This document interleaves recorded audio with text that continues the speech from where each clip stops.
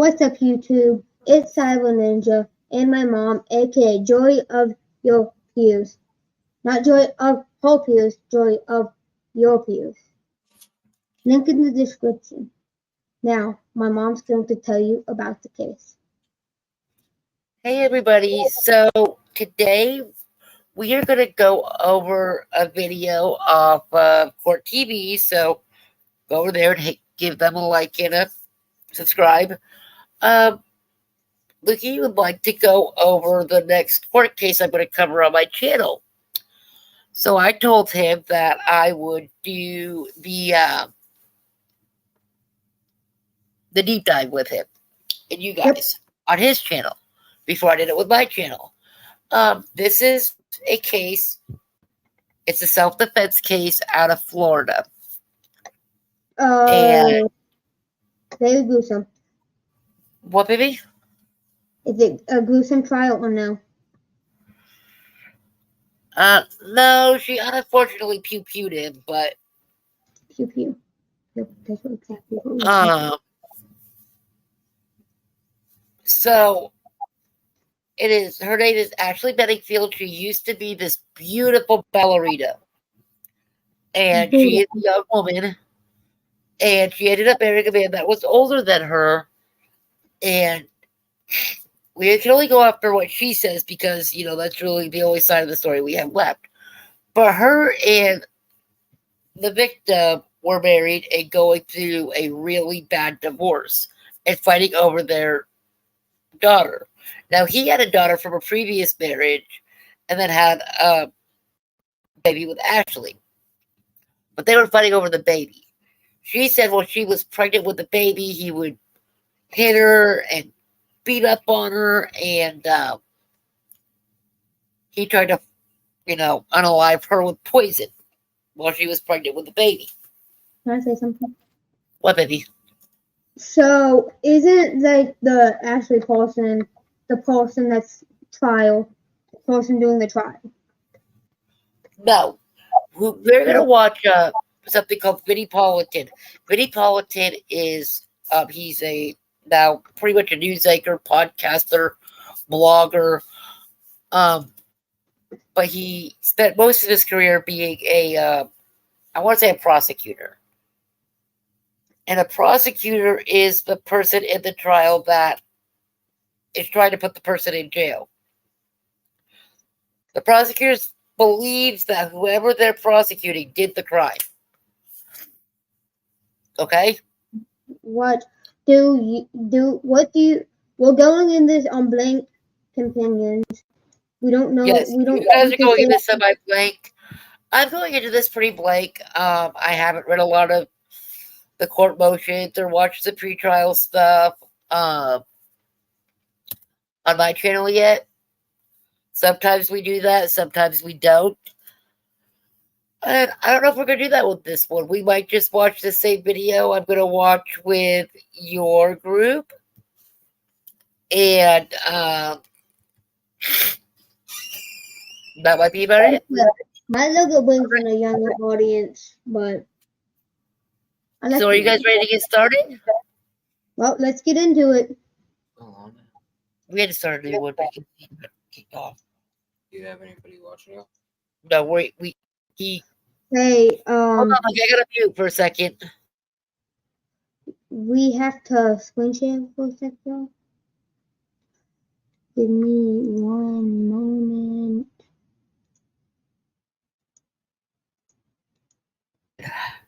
Alrighty, y'all ready? Sorry, I just had to talk to Cyber Ninja's older brother. Yep. Alright, we're waiting for the trial to pop up. Oh, that was weird. My screen just went silly. Are we watching the trial or no? What? This is a deep dive. This is talking about what happened, what led up to what happened.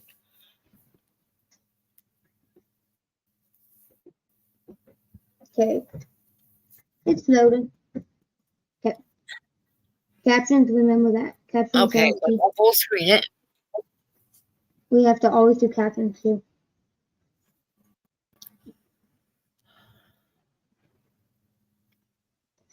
So And then that I woman that you see right here, the woman that you see right here, she's the one that no, nope, she that is not. did the things. She is not. You will see as soon as we get there, I promise. Okay. I have right. never watched this trial, never heard of this trial. Going on this on a blank mind. But you do watch trials, so you do know a little more than most kids your age. Yeah, I know a lot about trials. I watch trials all the time. So we don't know how this trial is going to go, though. See, me personally, the YMW Melly trial was my favorite trial that I've watched so far. I can share that one with you and your friends if you'd like me to. The YMW Melly trial or the YSL trial? All right, so you got to remind all your viewers that this is for educational and entertainment purposes only. Go out and do your own research. Go make your own decisions about it. This And is our opinion. everybody No hating in comments. our American justice system is innocent until proven guilty, y'all. If you're not Until proven guilty. And also, it's the state of Florida against Ashley, right? Ashley Benningfield, yep. And Ashley will only be found guilty if the prosecution can prove their case beyond a reasonable doubt. That means the jury can have no doubt in their mind whatsoever. If they say, well, maybe somebody was in the kitchen and they did it, then that's Maybe down. They have to prove her not guilty. Is this the trial I think it is? I don't I'm know. not sure. What one do you think it is? I'm thinking the one, remember that we were watching this morning about where the girl that said that she didn't kill her husband, but he did. This is not the interrogation ones we're watching this morning. I don't know which one that was. Okay, ready, y'all? Let's get straight into it.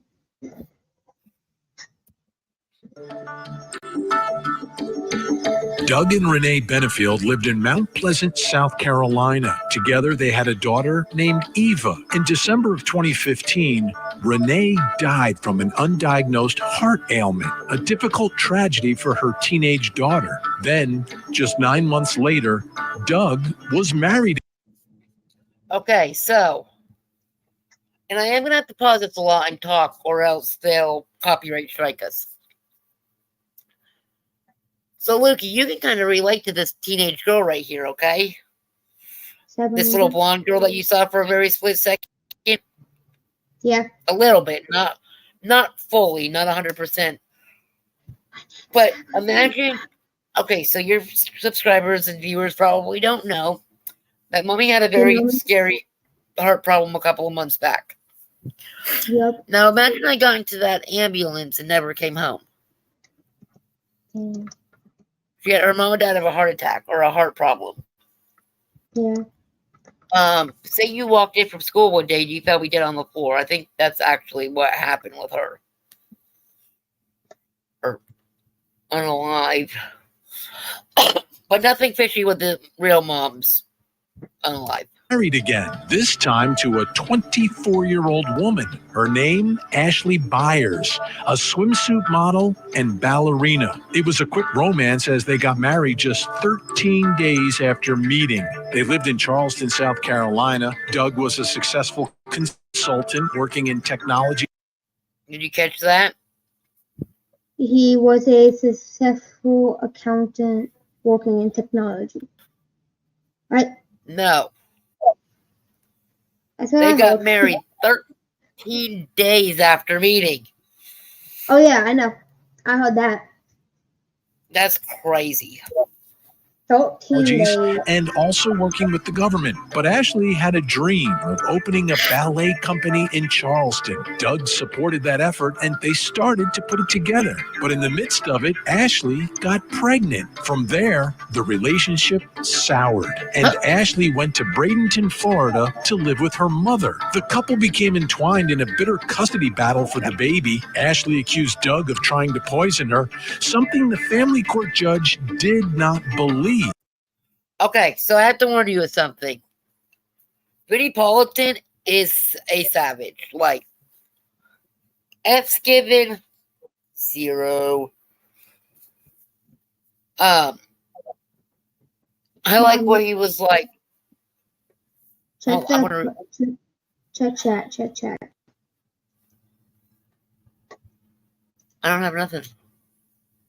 Private chat. Oh, hold on. I was on full screen mode. Yeah, same.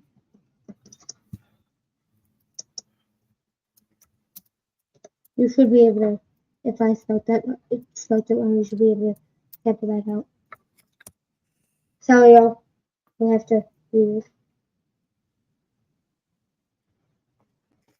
Okay? Read Okay, it? so, do I answer my question What? in the chat real quick?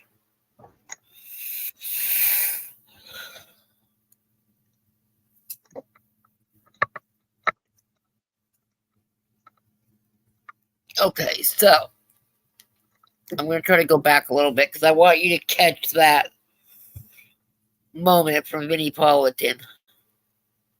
So, Minnie Politan is who? Him? No, you haven't seen Vinny yet. I'll let you know when he comes on the screen because I absolutely love Vinny. Is he a good guy or a bad guy? He's a good guy. Then, just before a big date in family court, Doug was at Ashley's house with a U-Haul loading up items from inside the house for a 24-year-old woman.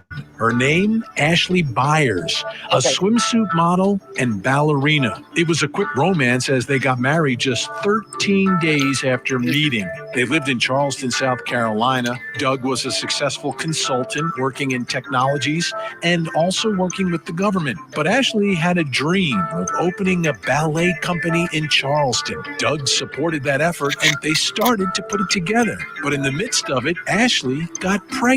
From there, the relationship soured. Okay, so it was the way he was like Ashley got pregnant and kids ruined everything.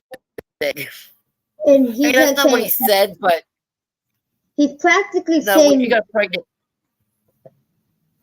He's practically saying Doug is the bad guy. That's what he's practically saying. No, because he was saying how he supported her to do her dream, and yeah, but then once she got pregnant, Doug got mad and went south and got mad at her. That's no, what he just said the relationship went sour. He didn't say Doug went sour.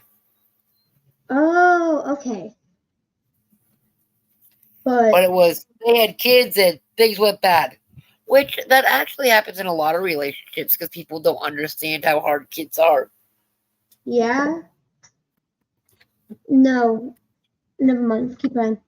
Can't. All right, I'm gonna hit play. And Ashley went to Bradenton, Florida to live with her mother. The couple became entwined in a bitter custody battle for the baby. Ashley accused Doug of trying to poison her, something the family court judge did not believe. Then, just before a big date in... That is Ashley. So the girl right here, next to the cop, in front of the bald man, and looking weirdly, is yes, Ashley. in all three of these pictures, that Ashley one girl. Benfield. That's Ashley Benfield. Yes. That's Yeah, Ashley so that is Benfield, or the Ashley Black Benfield. Swan unaliver. So she unalived who? Her husband, Dave. Dave. Okay. Excuse me. She said she did it in self-defense, but it is actually kind of what's the word I'm looking for? Odd that it happened 2 weeks before this hearing. Yeah. This I court wanna say hearing over custody of their child. So, you know how I get bored sometimes watching trials with you? Yes. But somehow watching it like this is fun. Yes. Family court, Doug was at Ashley's house with a U-Haul loading up items from inside the house for a big move. While Ashley's mother and daughter were at a nearby park, something happened between the two, and Ashley shot and killed Doug. She's been charged with murder but is claiming self-defense. And now, as she prepares for... Is this allowed on YouTube? Yes, Bob. Yes. This is what I watched with Emily D. Baker and 13 Juror and Lawyer You Know. No. I don't have to blow any of this out. No, you just have to make it for adults. Okay. Ready? Okay. Ready? And I'm going to blow my nose, so I'm going to turn my camera and sound off for a second, okay? Okay. But I'll be right here listening. Don't hit play. You do that, and I'll just sit here and talk. Well, I still don't want everybody to hear me, so. So, we are right now talking about the Black Swan murder trial. Before the trial, it's Ashley Benfield versus Florida. Okay. Me, Cyber Ninja, and my mom, Joy of your Peers. And shout out to Court TV. Okay. So, we're not trying to get copyright strikes, please. But I'm a small YouTuber. The jury selection starts on Monday. Okay. And yeah. I'm trying to think of other things to talk about. Then the case will start after the jury selection on Monday starts. Then the case will start. Okay. So if you didn't catch that, say it one more time. Okay. The jury selection started on Monday. Okay. And the case will start after once all that's done. Okay. Yeah, I'm pretty sure jury selection starts this Monday, baby. Yeah, that's what I said. Starts Monday. Okay. I was just agreeing with you. I know. I don't know how old this video is. You want to check real quick? Yeah, hold on. I'm going to get on the full screen. It is. If you scroll down a little bit, it's 3 days old. It's what? It's 3 days old.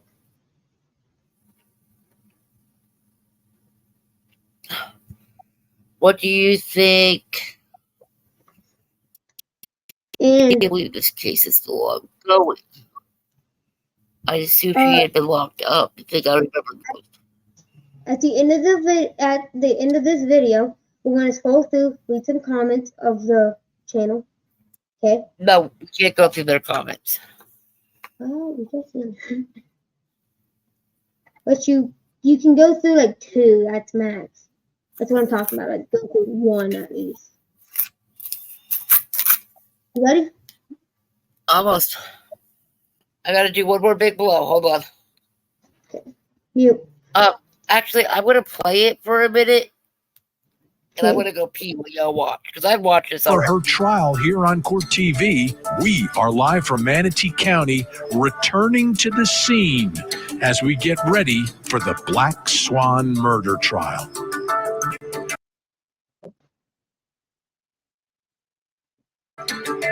I'm Vinny Politan. Thank you so much for joining us tonight here on Closing Arguments. Big trial starting up next week.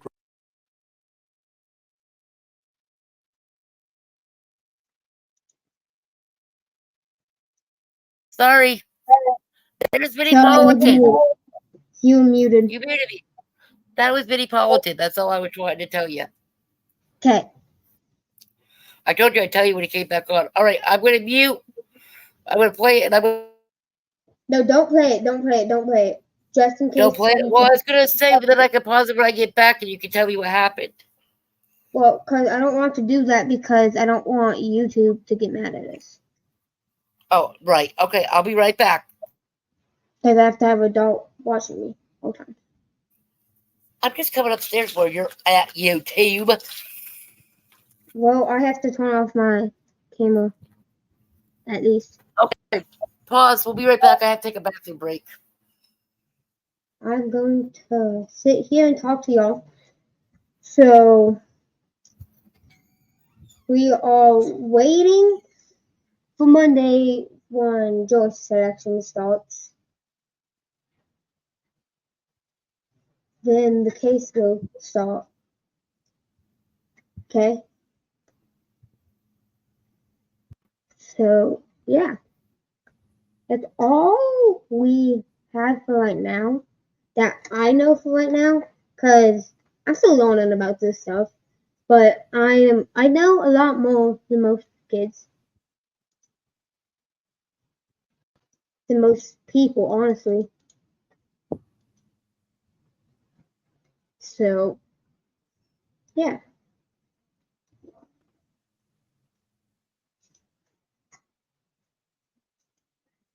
We don't know. We don't know how this is going to go. We are going to... I'm going to see if I'm able to do the trial.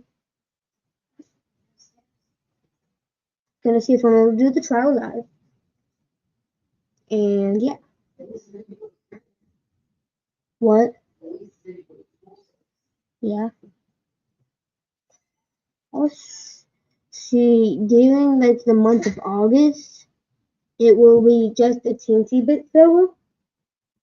So while we wait, just notify for y'all.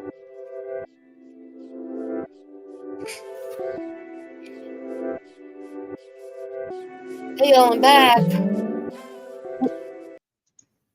I'm playing lo-fi beats.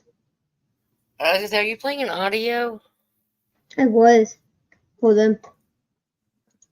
Oh. But here, Alrighty, so my logo's in the are background. we ready to start this?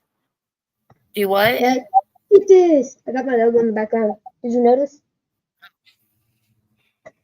All right, we ready to get these shenanigans back on the road? Woo-hoo. All right, I gotta switch back over.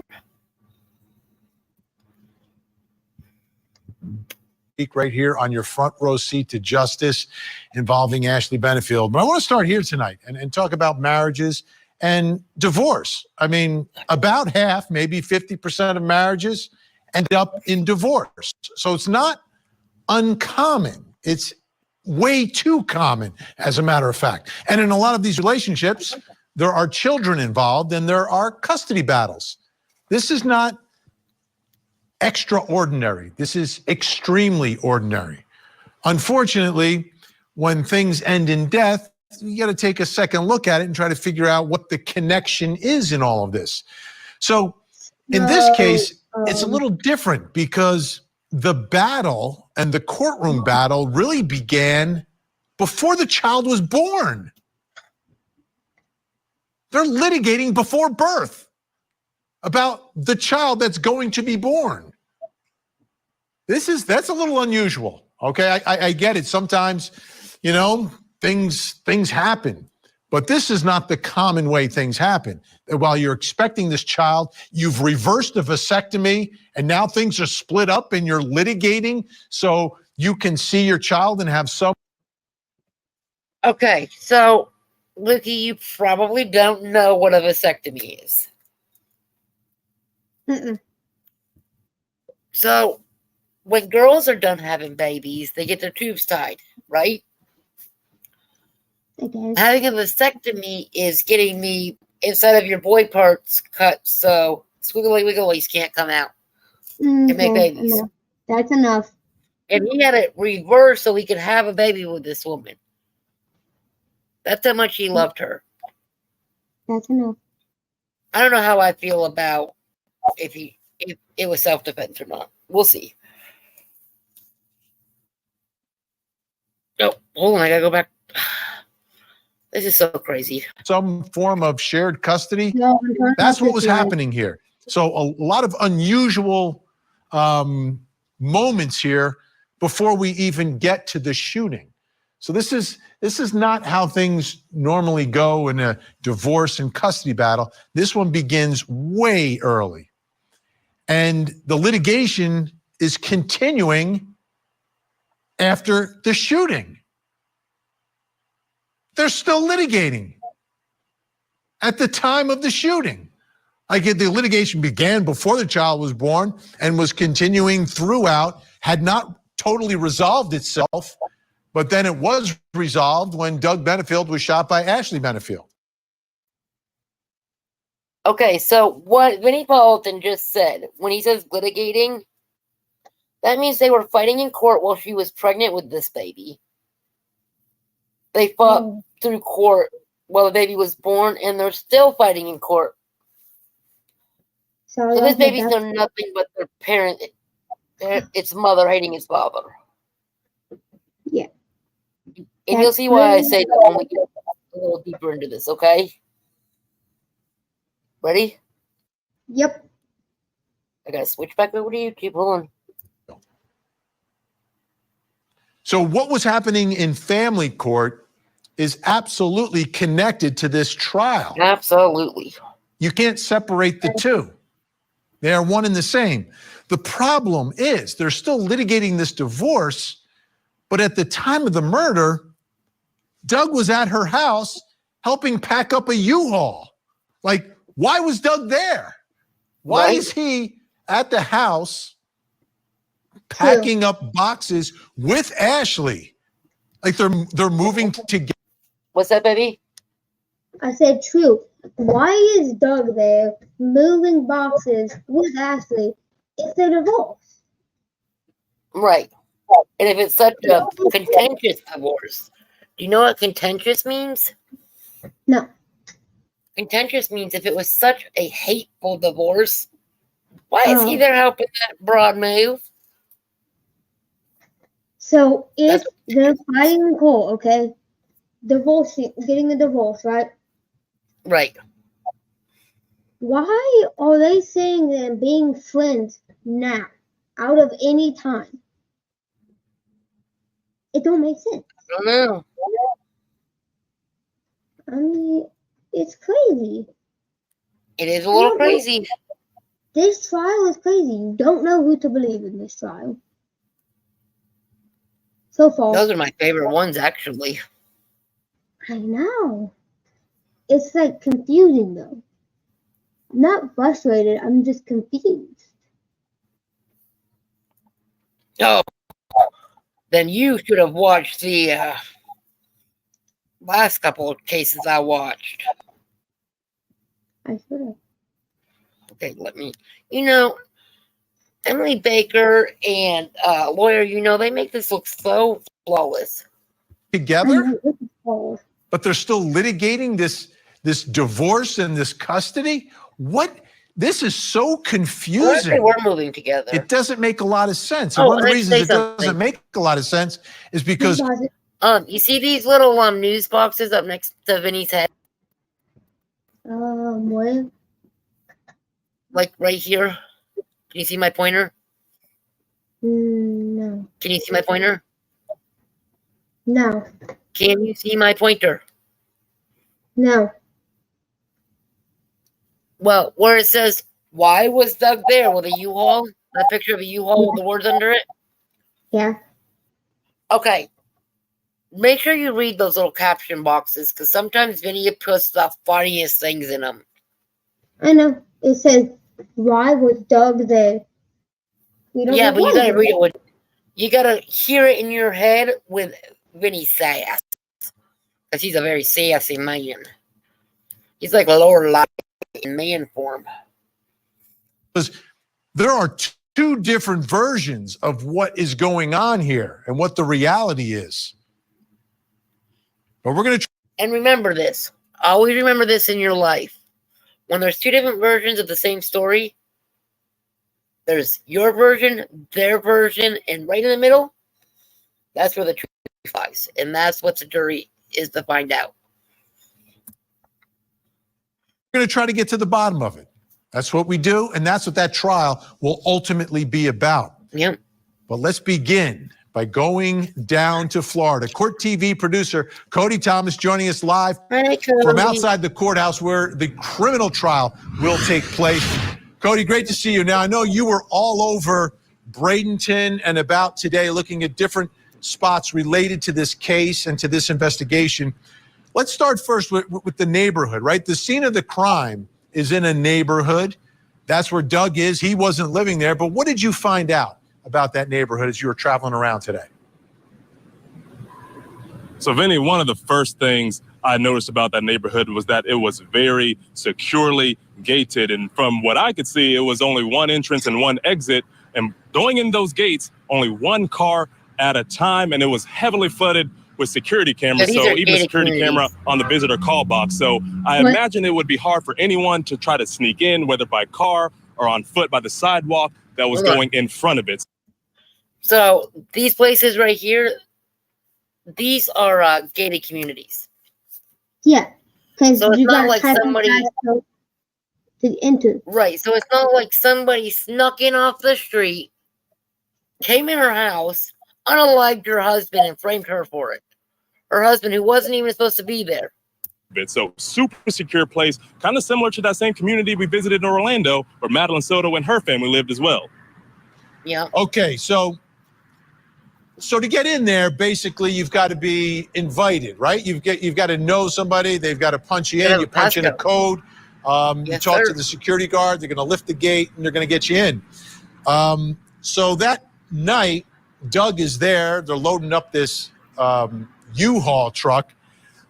What did you learn today about Doug and Ashley's situation? It seems very complicated from the outside because they're litigating, but they're together, but they don't live together, but he's helping her move.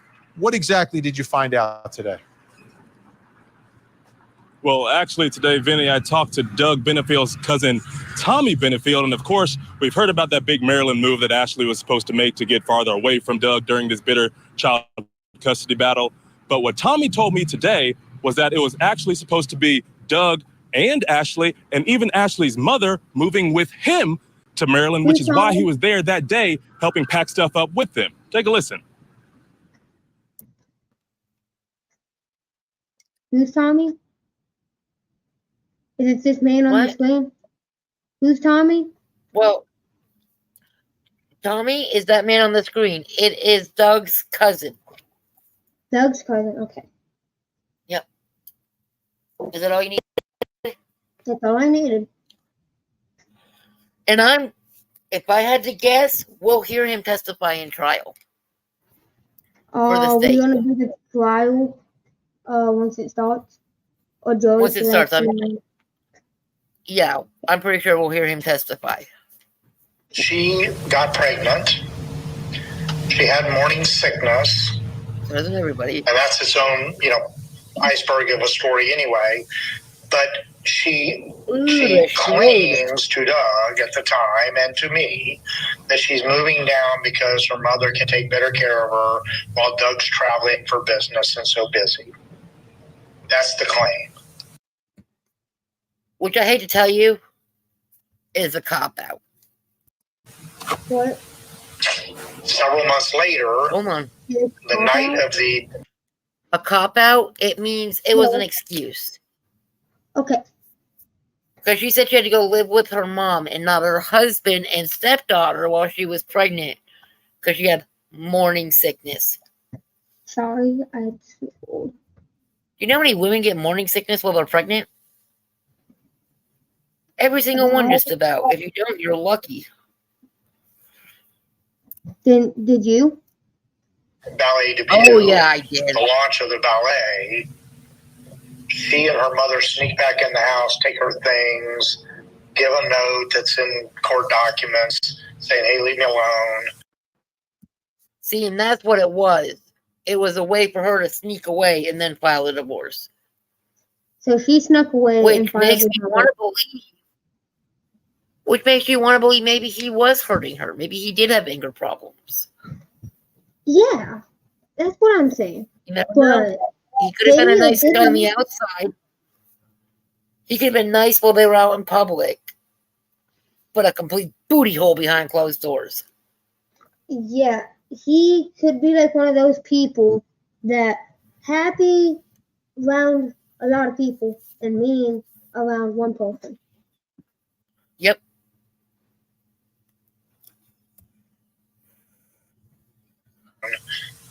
And that's when the separation occurs informally. Gotcha. So for months, he drove 8 hours down there, weekends, 8 to 12 hours, depending on where he was. Most weekends, certainly half the weekends in those first 3 months while they're separated, but he still believes they're going to get back together after after her pregnancy, the birth of the child, that stuff. Doug and Ashley were not only reconciling. So did you catch that? What? So his cousin What was said, he said that Doug talked to him and told him this. I won't get into all that with you. You guys are too little. That, yes, they were fighting. They were fighting bad. She moved with her mama while she was sick and pregnant, but they were working on their marriage, and they were working to get back together, is what Doug thought. Boy, was he wrong. Doug thought They went through meet. Doug thought what, Bub? Doug thought that they were trying to fix their marriage. Right. But no, they were trying to end their marriage. She was trying to end it. He was trying to fix it. Yeah. Based off what this guy says. I don't know. We don't know all the evidence yet. Yeah. We got to keep an open mind. Mediation the week before the killing, and came into the mediation. It lasted 12 minutes because they told their attorneys and they told the mediator, we're getting back together we're going to withdraw the divorce petition and we're moving to Maryland together. That's what he believed up until Sunday at noon of the killing.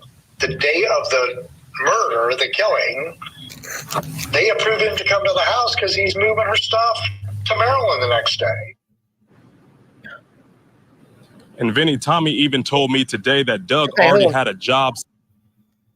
So, what they're saying is if she was in fear for her life, because in order to get away with murder due to self-defense, you have to be in immediate fear for your life and safety or bodily harm or something like that.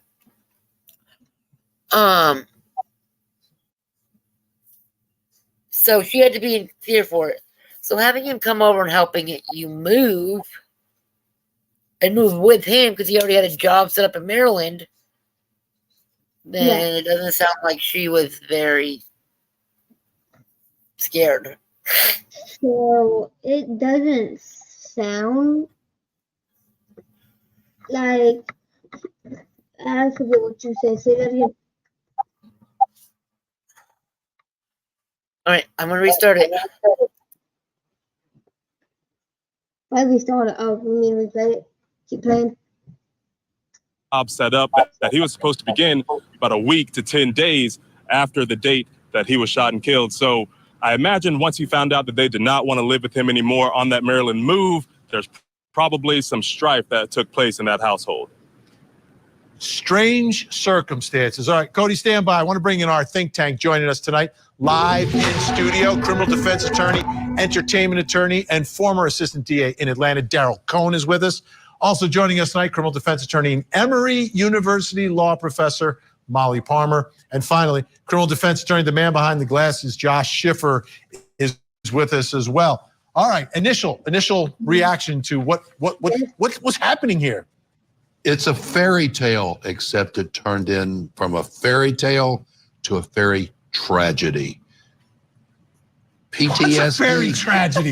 Wait a It's minute. brand new. It's from Hollywood. Dale's changing the paradigm for childhood now. You no longer you have fairy tales, fairy tragedy. Kids, come on, gather around. So it's a divorce. So let's just say some of us might have some experience in that department. Okay. And Not you me. you can't predict what's going on at any one moment when there is a really emotional and hard divorce. People's emotions swing back and forth. I've seen people, we all laughed when they talked about the 12-minute mediation because we've all been there and listened to clients turn around at the last minute and completely change what they've been telling you the entire time. You're also muted.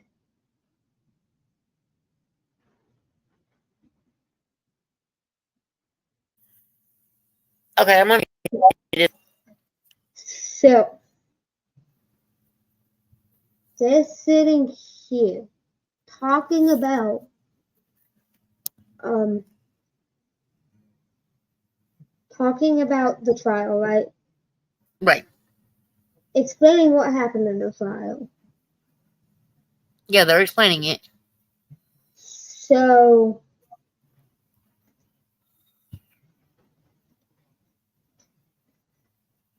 they all sat there and laughed when they talked about No, they laughed because he made.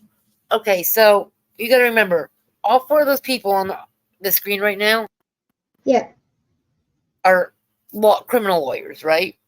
yeah, the lawyers. So they've Same seen a thing. lot of. They deal with this a lot. And what they were laughing at was, well, he said it started like a fairy tale, but ended in a fairy tragedy. And Vinny laughed and was like, what the crap is a fairy tragedy? So. Okay, because I thought they were just sitting there laughing at the trial and them getting murdered. No, this is the lawyers all getting together, and it's like when me and Sissy it's not get lawyers. together. It's not What? all four lawyers. Not all four of them are lawyers. Who's not a lawyer? The one on the right, that's a news anchor. Who, him? The one in the white, the black suit in the what? Him? With the red glasses? No. The one in front of him. The one with the blue tie. Yes, Vinnie Politan is a lawyer. He's the next prosecutor. Oh. He spent 30 years prosecuting cases and putting criminals behind bars. Okay. I understand now. So yes, they are all lawyers. Like lawyer, you know. Due to the pulls of the heartstrings. So do you think that they were really both wanting to get back together? And I think it was a definite maybe. I think from one moment to another, she. Okay, so you want to hear my thoughts on this part? Do I think they were both wanted to get back together? Yeah. No, I don't think she did. No, but she didn't. Doug did.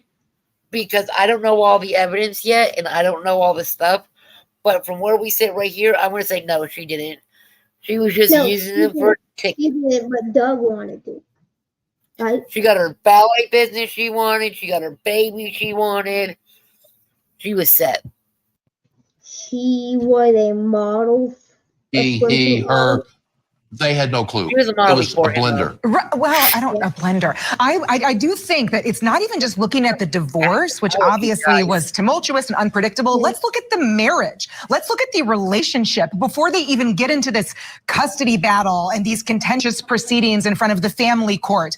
They were saying they loved each other within 2 days. They went on international vacations within 6 days. They were married within 2 weeks? 13 days. 13 days. Lucky 13. That's all of that should be considered as well. Not just, now it's they've reconciled. That's what their timeline was. What's that, baby? She said lucky 13. Unlucky 13? It depends who you are. If you're Doug, it's unlucky. But you want to know what I'm seeing a bunch of? Let's see if I can do.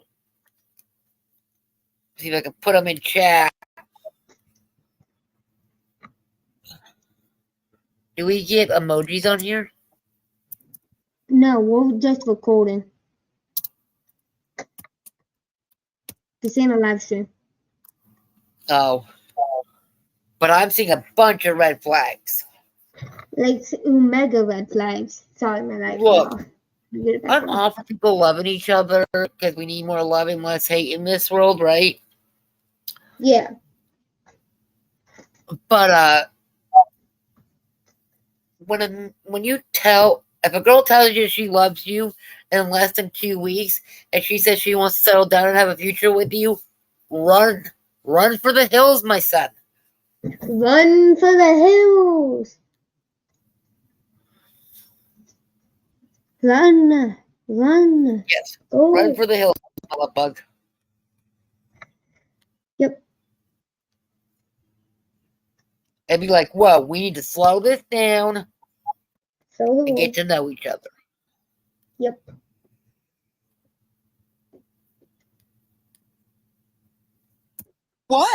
It's chaotic. It's unpredictable. It's insane. All right, let me throw something else in the mix here. This is a transcript. Okay. It's insane. What's the definition of insanity? The definition? Somebody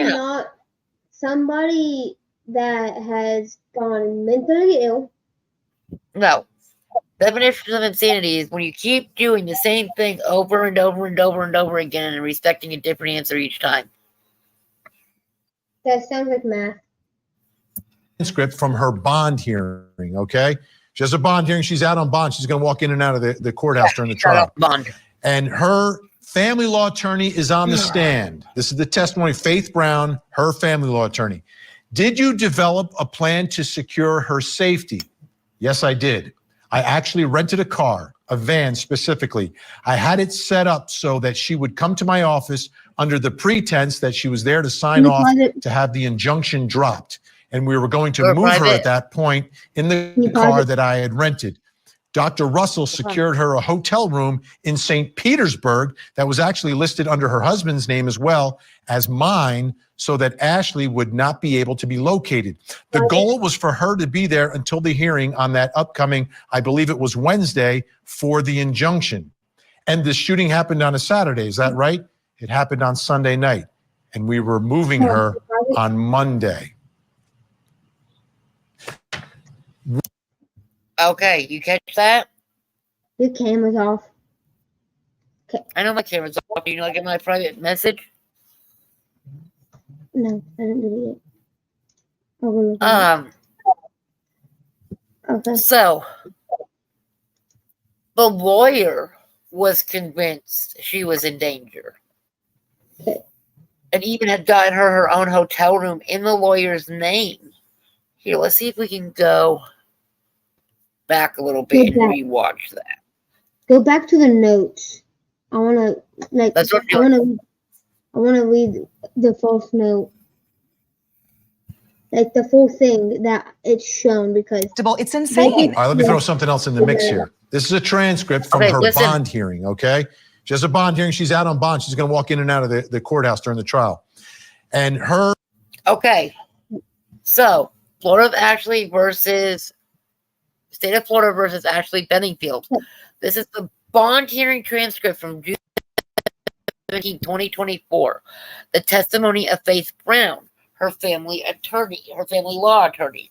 So this is her lawyer that dealt with the custody case of her child and her divorce. Question.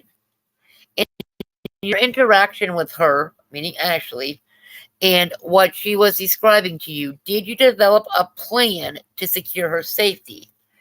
Answer, yes, I did. We had a plan. What, baby? Can I read? Go for it. Read. We had a... Hold on, I'll make it big. I'll make it bigger. Yes. Okay, you can make it bigger. If you can make it bigger, thank the Lord. It says, question. Wait, no, we already read that. Did you develop a plan to secure her safety? Answer: yes, I did. We had a plan. We had a hearing scheduled for an injunction. Injunction for her daughter. Yep. That we were actually going That was to be actually going to be modified. that was actually going to be modified in modified easily include her. It was actually probably going to be more as a witness. I brought into. Okay, I'm going to finish reading, okay? They're big lawyer words, honey. And I'll describe everything I read when I'm done. So, question. In your interaction with her and what she was describing to you, did you ever develop a plan to secure her safety? Answer: yes, I did. We had a hearing scheduled for an injunction for her daughter that was actually going to be modified to include her. I was actually probably going to become more as a witness.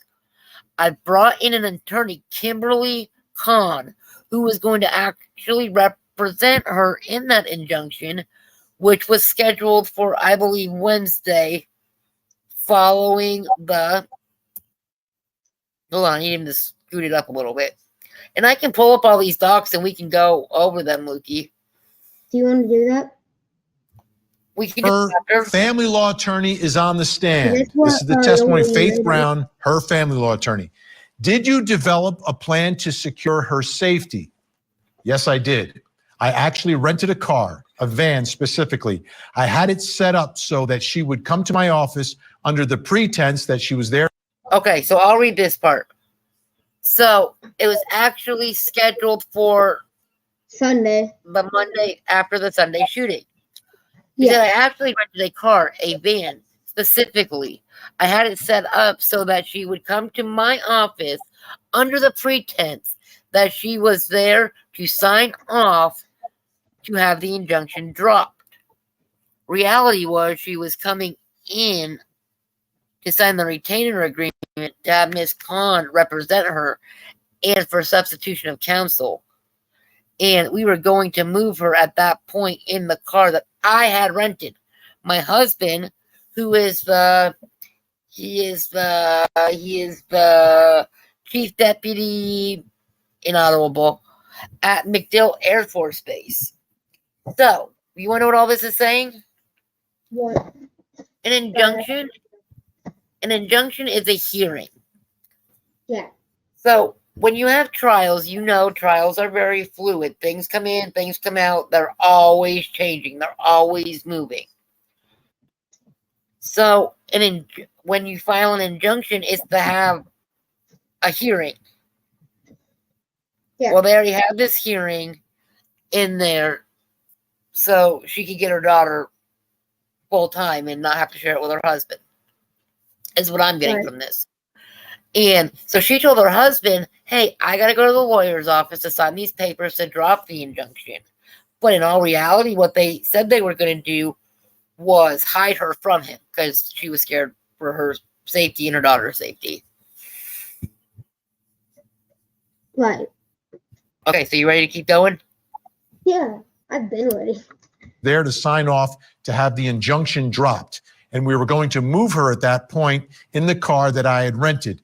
Dr. Russell secured her a hotel room in St. Petersburg that was actually listed under her husband's name as well. So, answer. Dr. Russell secured her at the hospital room, right? It says Dr. Russell secured her a hotel room in St. Petersburg. Okay. So, to keep her safe from who, Doug? Okay, it says, so Dr. Russell secured her a hotel room in St. Petersburg that was actually listed under her husband's name as well as mine so that Ashley would not be able to be located. Question. Okay.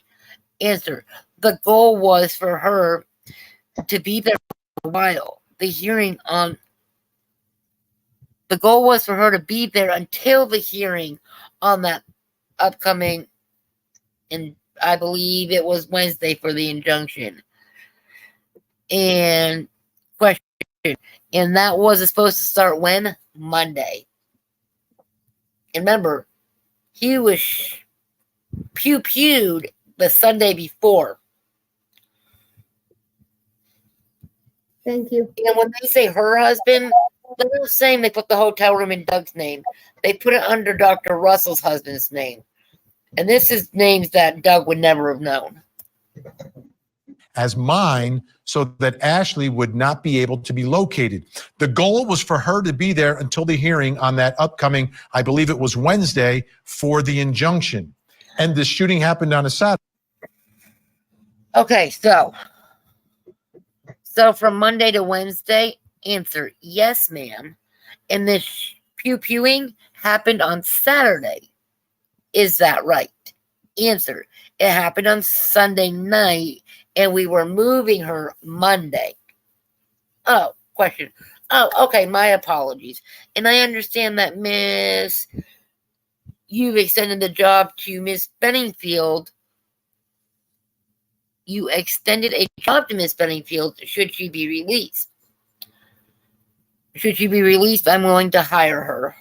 So remember, this is at the bond hearing, and when you get bond, they want to make sure you have a place to stay that's safe for you. Let me turn my camera back on. They want you to have a place that's safe for you, and that's nearby, so you're not going to run away and not come to trial. They want you to get a job. They want you to be an active citizen of, the United States. An active member of the community. So you're the citizen of the state, country, or anything in it, right? Well, yeah, because you got to pay for all these lawyers' fees and court fees. Saturday, is that right? It happened on Sunday night. And I don't know. I find it, and remember, I don't know if we've heard it yet, but you're going to hear it, that the judge that was in charge of this custody hearing did not like her. She thought she was lying to the judge. The judge thought Ashley was lying to her about the abuse and the poisoning. She didn't believe it. She said there was no evidence to support those claims.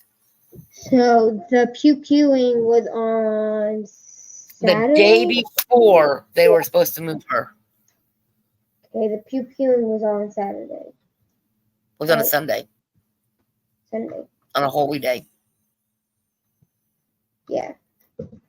Now, I do want to give this lawyer, her family law attorneys, some serious props, because that's what you do to somebody who's in a domestic violence situation. That is a good plan they had. So, is she saying self-defense? Yes. We'll get there. We'll get there. Okay. We're only 12 minutes in. And we've almost been recording for hours. And we were moving her on Monday. What do you think of that? I mean, so from her perspective, she's in danger. Her lawyers are secretly moving her out. Why is she inviting him beyond the secured gate to help load up a U-Haul? I don't understand this. I don't think there's anything to understand. Hey, I didn't even think of what Vinny just said. I want our answer for that's going to be, actually. You just put it out. That's going to be a serious. Who's that walking around? Who's upstairs, baby? That's just you moving your chair? Yeah. So the boys up there are asleep? Yeah, I'm the only one awake. Hold on. No. Oh, you wouldn't be able to see because. Well, from down here, it sounded like your sister was stomping down the hallway. Mm-mm. Okay. I like your background. So if I was on this jury, that would be a question I had that I would want answered. If I was to find her innocent, she better have a dang good answer for that one. Because Yeah, don't that think is- that her. Go for it. You can go for it. Because don't think that these family attorneys, like her family law attorneys, won't be in there to testify on this unaliving trial. Yeah, Okay, let's continue. let's continue. Understand. I think it's hocus pocus. And By whatever, whom? By her. I think she is setting this up so that she is so fearful of him. And yes, I'm going to let him come in and help move out the furniture, but I'm going to move him out. But that's total speculation, my friend. Of course it is. Like, you've got to admit, there's no one that can tell you what was going on between these two accurately in the time immediately before and immediately after the shooting, because they told different stories to everyone. Well, she has never given a statement to police. I know. Yes. And never spoken once. She Never. must have like Molly Palmer in her ear. And Don't say she Don't wouldn't even go on the say it. 911. So she has never spoken to police, That's weird. and I think he's about to say she wouldn't even go on the 911 call. Not even the 911 call. That's a little fishy. That's really What does weird. Nick Starro say?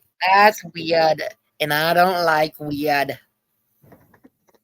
One call. A word, I know. Well, I think, that testimony from her attorney at the bond hearing, I think is very compelling. And I'm curious if that attorney will testify at trial about reasonable fear. Oh, yeah. I do think also that attorney is setting themselves up for a cross-examination. That's like, you're her advocate, you're being paid by her. There is some level of bias there. But I do think that is pretty compelling testimony. And we haven't heard any from Ashley Benefield herself. And have any of your clients ever lied to you, Molly Palmer? I'm not saying that on television. Well, they've never had a No client. comment.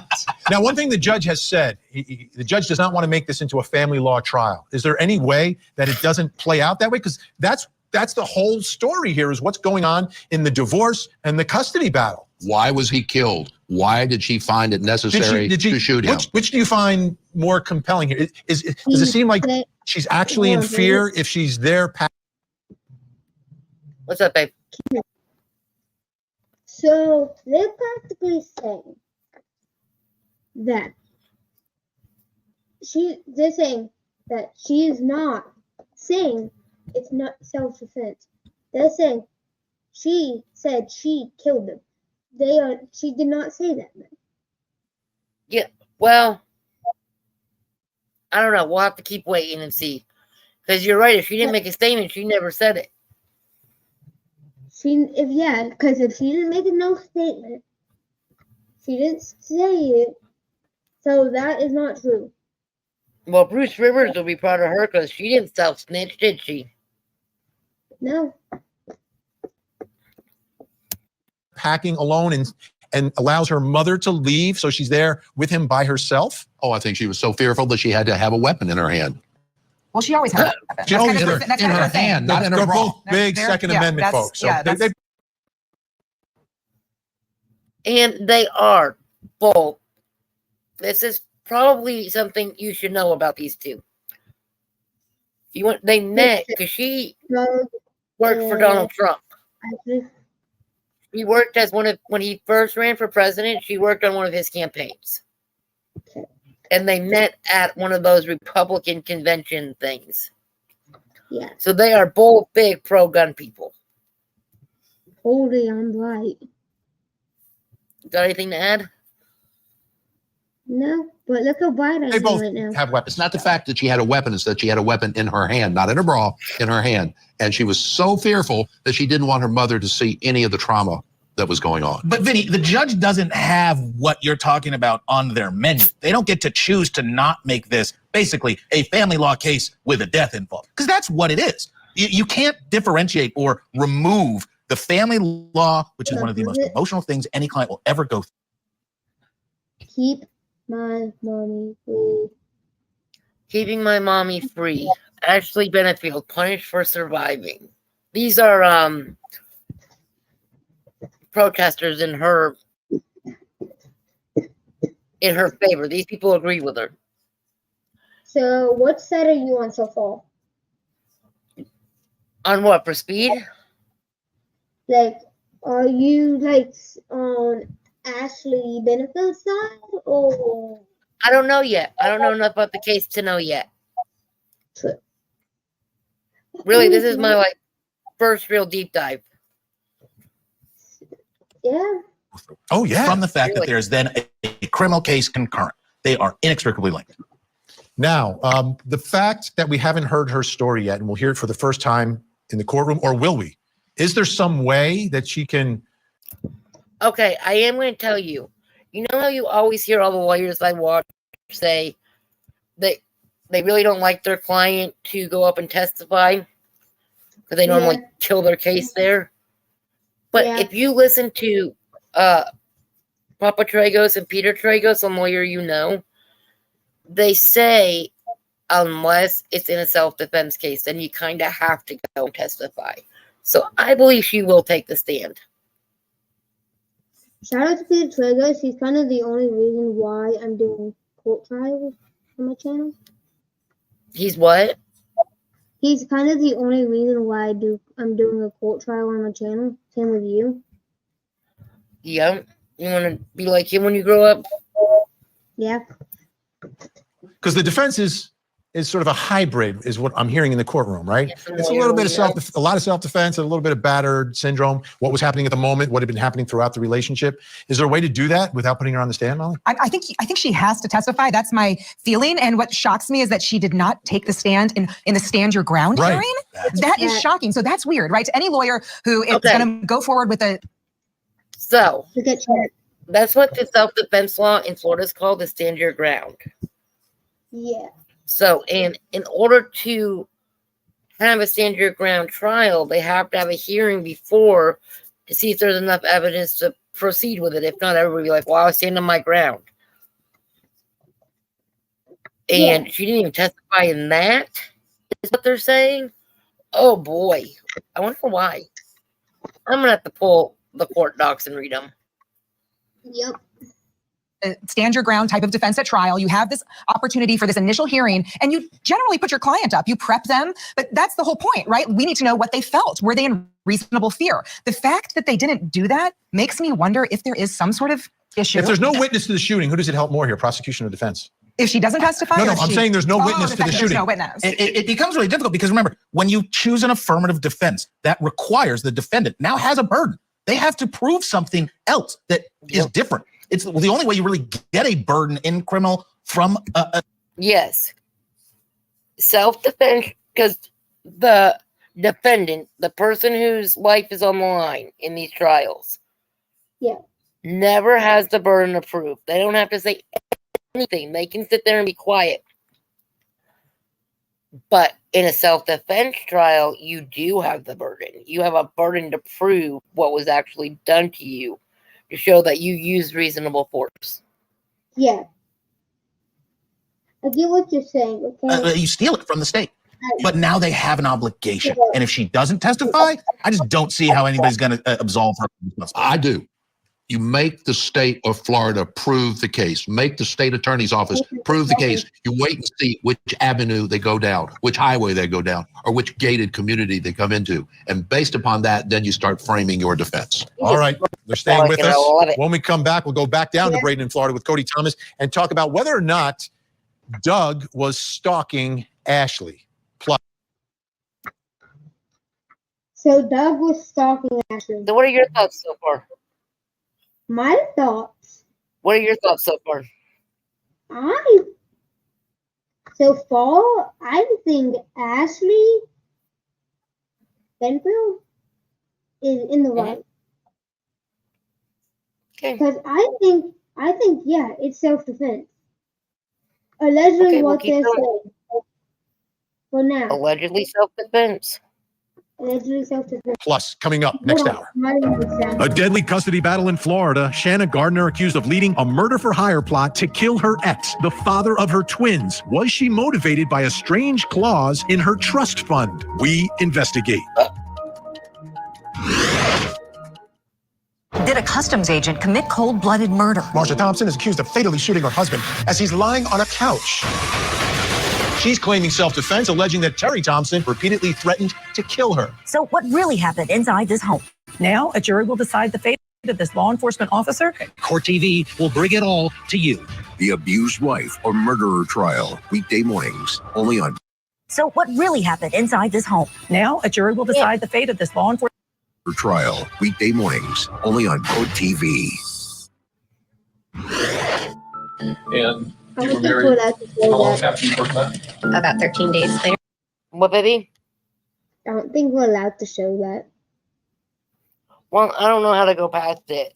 But that one where the one in Florida where the customs wife pew-pewed her husband. Yeah. Gossip Rumor and Innuendo was just covered that one yesterday morning. Yeah, shout out to Gossip Rumor and Innuendo. She's a good law tube. Same with Emily Baker. She's not really a law tuber as much as she's just a true crime gossip girl. Yeah, but I'm not a law tuber. Shout out to Peter Trago's. What's his name? It was Papa Tragos' birthday just the other day, and him and his wife's wedding anniversary. It was Papa Tragos, right? Papa Tragos. Well, yeah, Papa Tragos. No, you know. Emily Baker. What's the other girl's name? The blonde girl. Brandy Churchwell. Brandy Churchwell. All of them. A big shout out to them. Miss Kathy at Gossip Rumor Innuendo. Yeah. Shout out to them. Reporting live from my sofa. Shout out to him. Really, really, we all have to pray for the reporting live from the sofa. R.I.P. doggy. Yep. Yeah, rest in peace, Roscoe-y. All right, ready to finish what we started? Yeah, well, we still got a long halfway way through. Okay, so Ashley Benefield versus Benefield. I guess this is one of their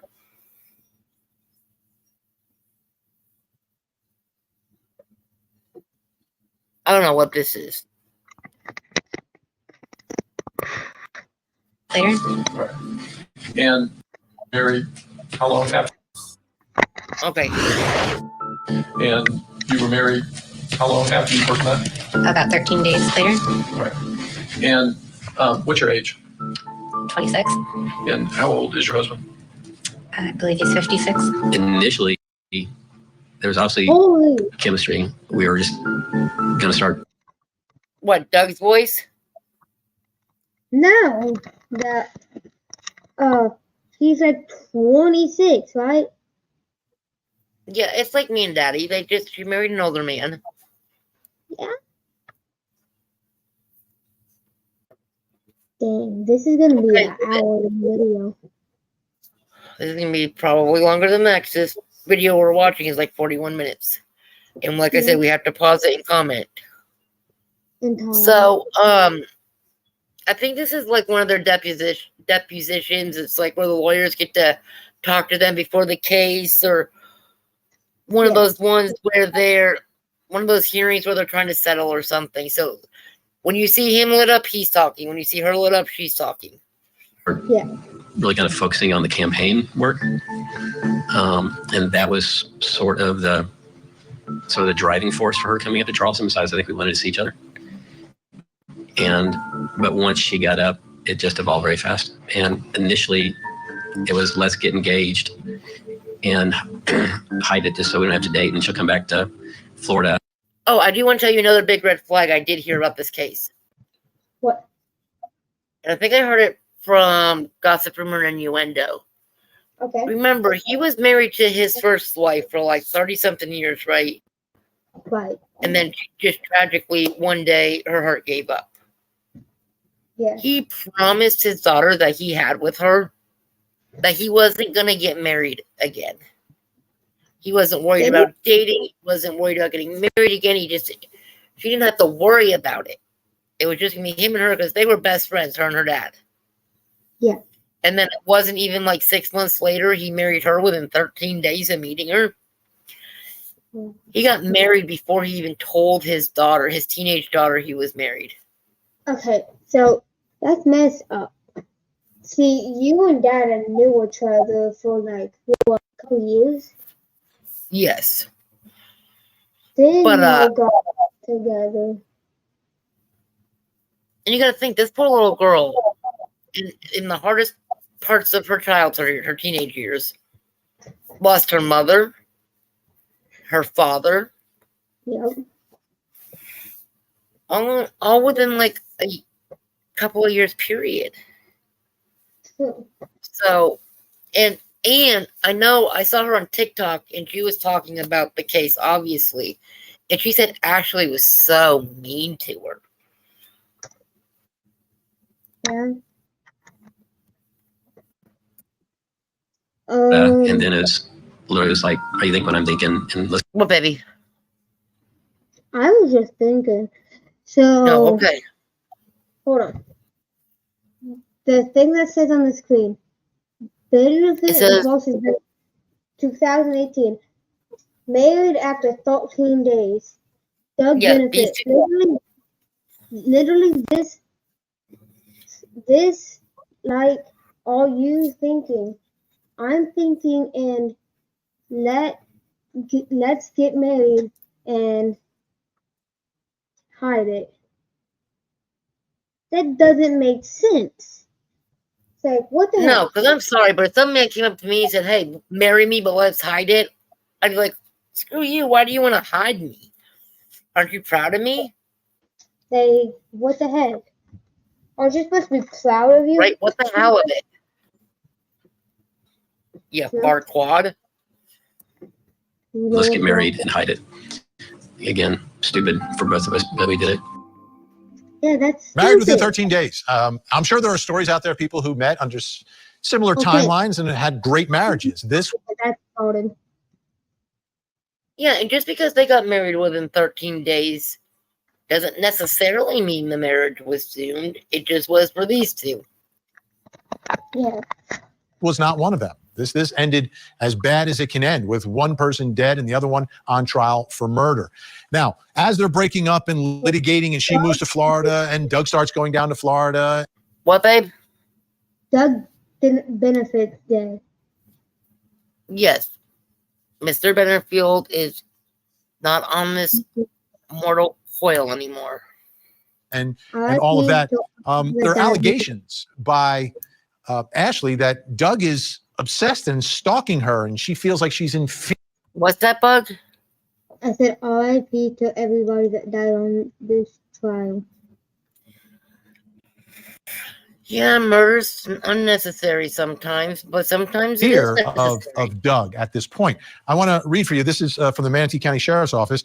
My neighbor, Mary Ann Croft, texted me that she just confronted a man in the backyard. This was at approximately 8:30 p.m. After text messages back and forth, we called her, and she expressed concerns that the man may have been my soon-to-be ex, Doug Benefield. This adds to my concerns that he is stalking me.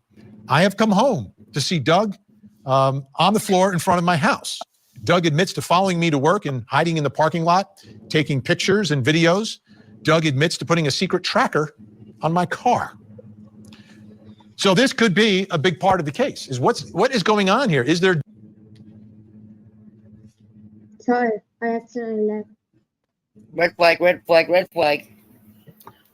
So yes, that is a big red flag if it's true.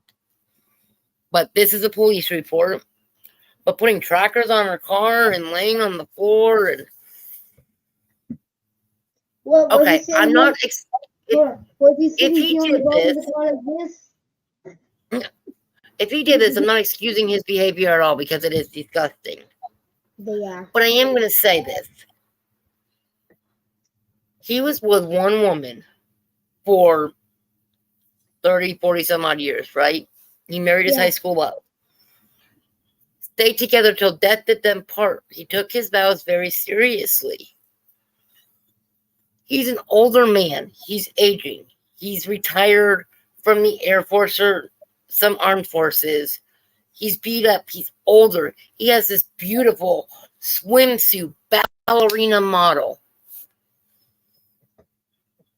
And maybe in his mind, he didn't have the self-esteem to think, hey, I can do better than this. I deserve better than this. Maybe he thought, I can't do better than this. And got a little obsessive.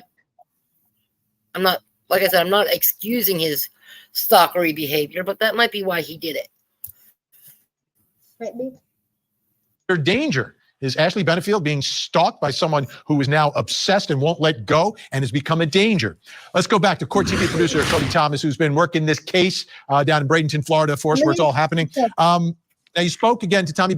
What? I said him again. Let's go. Yeah, and we're going to hear from the cousin again, I think, too. Benefield, who very close cousin of Doug. What did he have to say about the stalking allegations? Well, Vinny, as you just read, of course, Ashley Benefield and her defense are accusing Doug of all of those things, putting trackers on her car, standing outside of her house, following her to work. But when I spoke to Tommy about those allegations today, Tommy says he never knew that to be in Doug's character. Take a listen. Okay, I'm going to pause right here before we hear from him. He sounds because like in Ashley's defense, right? I've been a little rough on Ashley. True. He doesn't know this side of his cousin. He's never seen the heartbroken side of his cousin. His cousin's never been through a divorce before, so he doesn't know how he'd act. He doesn't know how it feels. Well, we don't know if this man's ever been divorced, but he doesn't know how Doug would act in these situations because Doug's never had to be through these situations. Yeah. I gotta go back to you, Jim. I don't know if that was Doug. I asked him about that later, and he said he didn't do it. And I've never known him to be a liar. The first time that he gets visitation on a visitation weekend with the daughter, all the previous times after it was forced, she would say, "Oh, let's go together to dinner. Let's go be with her together. You know, she needs to see us together." She would never leave him alone with the child. And even though parents go through a divorce, and your parents are a little different than most, unfortunately. But say if me and your dad were to go through a divorce, right? Mm-hmm. We would still have to do things as a family for you guys. Yeah. Because it's not fair for parents to make kids pick sides. And some parents do make kids pick sides, unfortunately. And some kids feel like, hey, if I talk to this one parent, I feel like I'm going to betray that parent. Yeah. So it is very healthy to make sure your child doesn't feel that way. Yeah, you don't want your kid. They go to an event, they go to a handoff, and it's in public. And at the time, I can't remember if this was the police station or it was the hospital, but cameras and everything. She walks in, tosses the kid in the bag. She has an engagement ring on her hand, and she shows it to him. And Doug finds out with a private investigator she's engaged to be married. Okay. So if she's already engaged to be married to a different man, that puts a new spin on it. Yeah. Which I don't think she really was. I think she was just doing it to hurt him. Yeah. That's how young, stupid girls act. And what? He's like 58. 50. And I can give you the guy's name. I can give you the LLC they formed. You would have every reason to suspect your estranged wife, that you might want to know what she's doing when she says she's getting back together with you, but she's engaged to another man.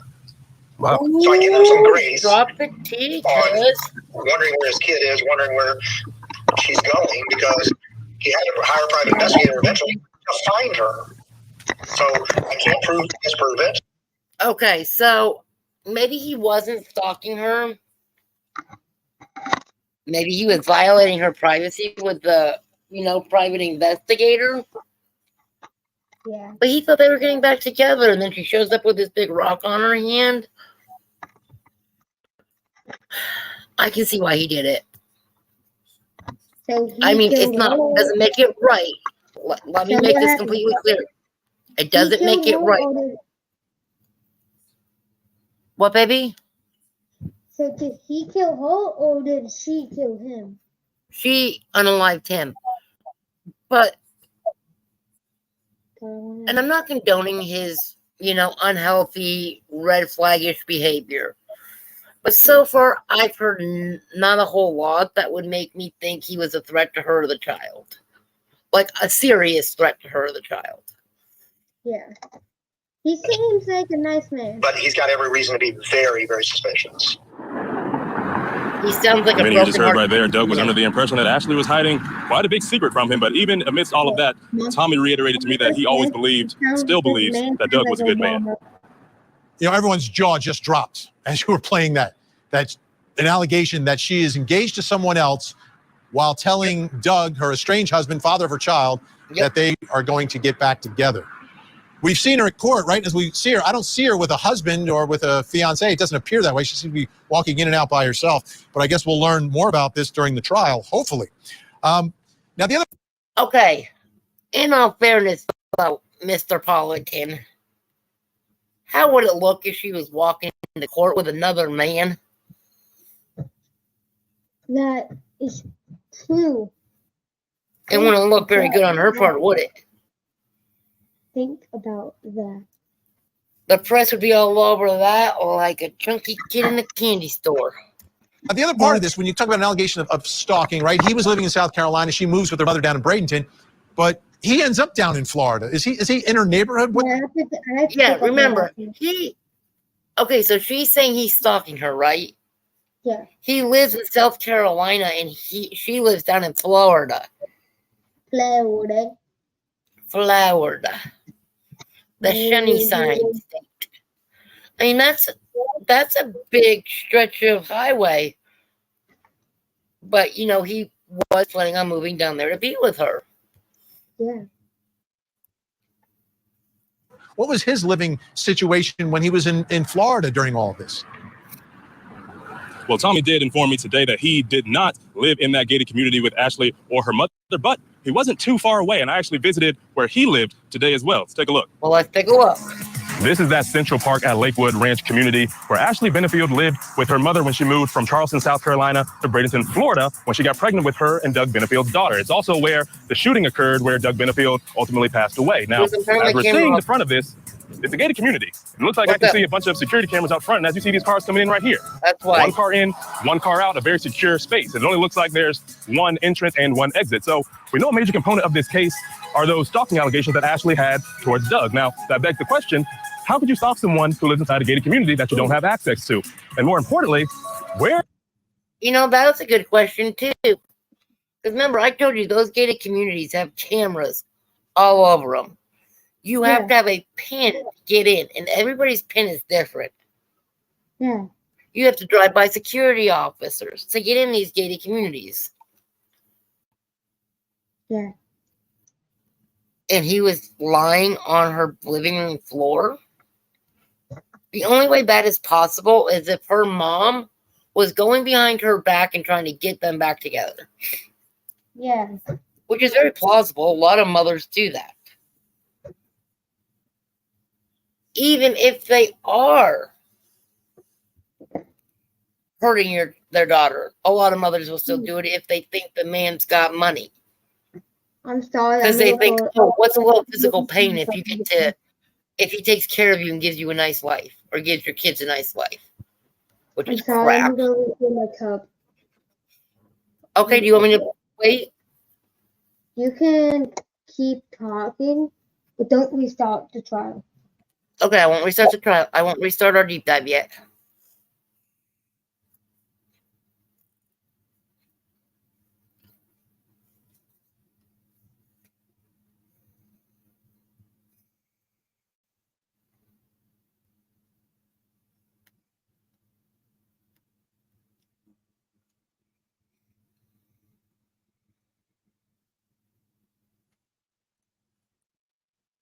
Give me 1 second.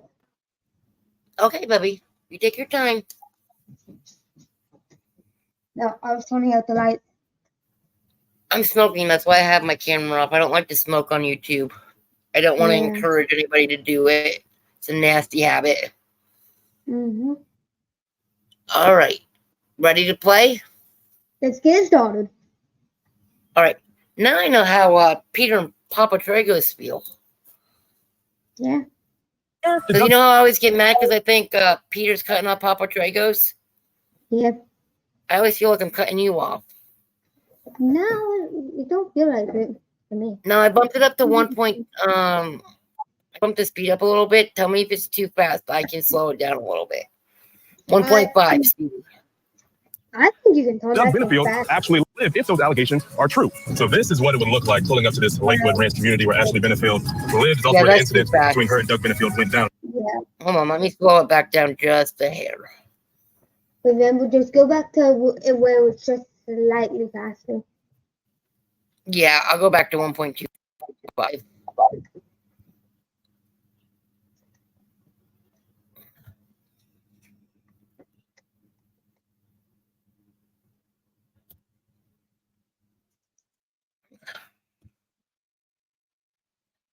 Benefield actually lived if those allegations are true. So this is what it would look like pulling up to this Lakewood Ranch community where Ashley Benefield lived. It's also where the incident between her and Doug Benefield went down. And as you can see, it's heavily gated, and this looks like the only way in and the only way out. And there's security cameras also watching all cars entering and exiting. And there's also a security camera right here on this call box. So let's see what it says when we get here. It says push to call, and a guard will be with you shortly, which means there's only one of two ways for you to enter this place. One, if you live here, or two, if you know someone that lives here and they give you permission to enter. So one of the main questions in this case was, where was Doug Benefield actually? Okay, can you hear me? Yeah.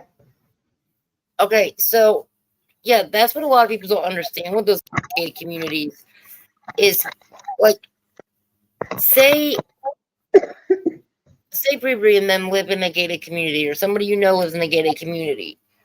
They can't just give you their code to get in the gate. No. You still have to stop and talk to the guard, either through the intercom or at the little guardhouse.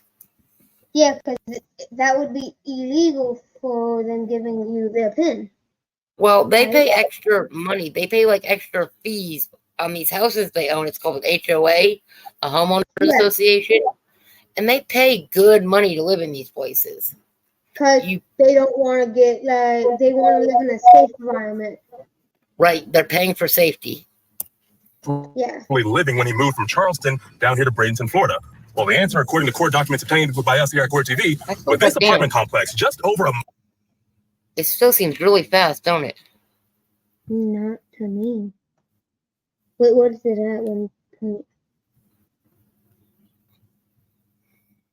Mile from that community where Ashley Benefield was living with her mother. How many miles? Complex, just over a mile from that community where Ashley Benefield was living with her mother. Again, this is where Doug Benefield lived when he moved from Charleston down here to Bradenton in the interest of trying to see his newborn daughter during that custody battle he had between him and Ashley Benefield. Okay, so this is what I've gathered so far about the divorce. When she was pregnant, she said, "Oh, I'm feeling ucky. You're working a lot. You can't take off time from work to take care of me. The pregnancy, your job, and our daughter." They were trying to open that dance studio. He was busy doing that, I guess. Yeah. I'm going to go live with my mom. I'm going to stay with my mom for 9 months and have this baby. And he had to move down there to see his daughter, his newborn daughter. Yeah. And another thing I just remembered that I heard on Gossip, Rumor, and Innuendo is she didn't even call him and tell him when the baby was born. He missed the birth of the baby because she was too selfish to tell him. I think she just wanted a baby from him. I think that's messed up. And then you saw right. You think she just used him for the baby? Yeah. There where Doug lived in that apartment complex, that was no more than a 3-minute drive from that gated community where Ashley and her mother lived. So it seems if you're going to stalk someone inside that community, maybe you got to sneak in on foot. Right, but the thing is, when we were outside that gate, one car in, one car out. You know, sometimes you go to apartment complexes and you see cars kind of You say tailing stop it? others in, zooming up right behind them just to fit in maybe two or three cars at a time. But that was not the case here. The gate came down immediately and there were no accidents. What's that, baby? So why did it stop for a second? Also, why does You're this just buffering. Why does this man sound like Obama? I don't know. Also, Oh, watch the comments you make. what? Not everybody has their sense of humor. I'm just saying, watch your comments. I know he sounds like Obama a little bit though. Why does Vinny look so angry? That's what I'm saying. He's like, I wouldn't want that man prosecuting my cases. He's scary when he's serious. yeah. But he has his own podcast channel. He doesn't just do work for Court TV. He also does his own stuff. And I'm telling you, when he's in his basement or his recording studio, wherever he's at, his lights make his eyes look so blue. He's got the bluest eyes. What about me? When I say I love Vinny, I don't mean like, ooh, I got a girly crush on him. I mean like, I just think he's awesome. Hold on, let me get my Access gates to TV on. Like you what, baby? Give me a second.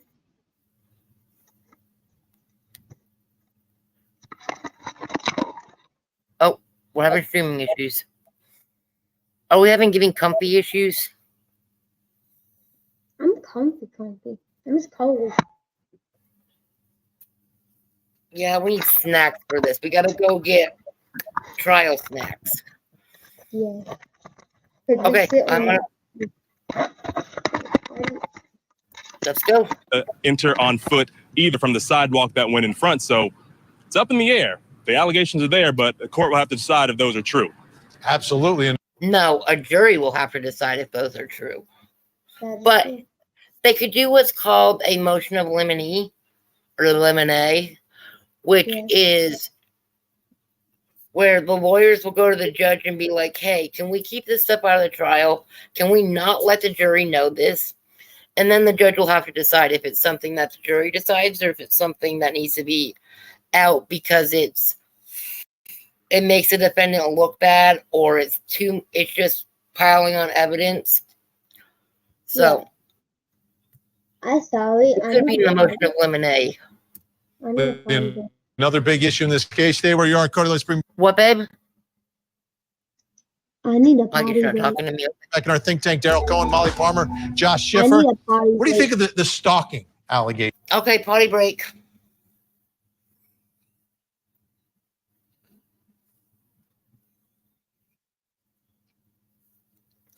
And I'm sorry, guys, that we keep pausing, but this is his first time really doing this, and I just want to make sure he gets it done right. I think it's very important that kids know our justice system and how it works. Because God forbid you're ever in the defendant's seat, it's really good to know what to expect and know what's coming and know what your constitutional rights are. And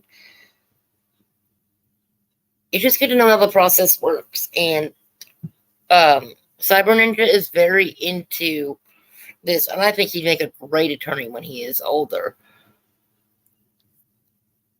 That boy can argue the snow